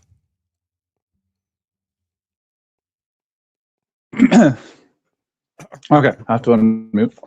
So thank you so much, Courtney. I learned just a ton from you, a whole lot. I'm going to start doing my own research and looking into this. This is very, very fascinating stuff. So thank you. Appreciate you. Court, yeah, like the question I was going to ask is, you're an author, you're very accomplished. Why the hell do you want to be on a show with me? That we don't know yet. We don't understand why you would want to be on a show with me, but I'm honored to have you on a show with me, as I am for these other 3. And I know I tell you that a lot, and I'm glad we're kind of like talking a little bit more lately. It's always a pleasure. We learn a lot. We have some interesting discussions. Occasionally we debate, but it's kind of rare. So, but it's just an honor to be your friend and to be able to go on air and discuss these topics with you. Long may we run. Okay. I didn't get to say goodbye, man. Oh, sorry. Akashic Records. Go ahead. We're muted. Go ahead, Akashi. Sorry. My voice is gone, so that's okay. And there's there we go. Courtney, I just have to say thank you, because I know that this was tough for you to do the show. And the fact that you did it, and the fact that we've learned so much, and we're going down so many rabbit holes after this. And that's what we want. We want to be able to go explore this stuff. You've done all this great work. Let's put it out there and make sure that people, who knows who's going to follow a path that leads to some kind of extra link, some other connection. And let's just be very mindful that these people, some of them are gone, some of them are missing. These are humans, they have families, and we're here. I love that we took this approach of just myth busting, instead of, making sure that people know the research that you've done. So it's just been a pleasure, and thank you for having me, DJ, and love you guys. Thank you guys. Have a great night. Okay, too, back to Akashi. you. Now since it's your show, back to you, DJ. Thank you, Akashic Records. Boricua. All right, Courtney, I know it's late. One last question. How far will you actually travel for a UFO symposium? Like, is Europe the limit, or do you think like Mongolia would be too far, like New Zealand? How far would you go? Whatever it takes. You know me. Yes. She'd be Whatever like, it takes. you'd be like in Europe and you'd be like, okay, it's 10 hours. All right, we only have another 16 hours to get to Mongolia. I'm good. Yeah. Yeah, well, I just want to address like one thing that I Sure. saw in the media, and it was just really uncalled for. But once somebody said that all of us who are investigating the dead scientists, that it's getting ghoulish, right? It's getting ghoulish. And I just want to say that there is something to be said for bringing light into dark spaces. And so when I go into these things, that's what I try to do. Yeah, Courtney, they have to say something, they have to say something that to dissuade you from doing what you're doing, because they don't want you to do what you're doing. Right. And so Right. they may have to make you sound crazy, or wait, that doesn't work. I mean, Bea, you've seen this happen in the Massachusetts I was going to true say, crime sunlight community, is right? sunlight is the best disinfectant, is what we use on the true crime side of this. Yeah. This is what's been And said. not only Yeah. that, you've heard other content creators try to do this, right? They try to shut people up by trying to portray you in a certain way to shut you up. Clearly, you can see the people that have turned out. You've inspired everybody here. I knew that you had done this, but I just wasn't smart enough to go, hey, Courtney, you should come on and talk about this after your years of research. But thank God we came around to it. And I appreciate you pulling out all the stops to do this literally in the middle of the night in Europe. And I know it's very emotional. God bless Amy, Amy's family, and know, Amy, that people are still talking about it. They're still looking into it, and you have not been forgotten, nor has your work been. So on behalf of Courtney Connected, Boston Bea, Kevin, and the Akashic Record, Akashi Cris, this is DJ saying peace out. Thank you, everybody in the chat. Peace out. One love. And we will see you down the road.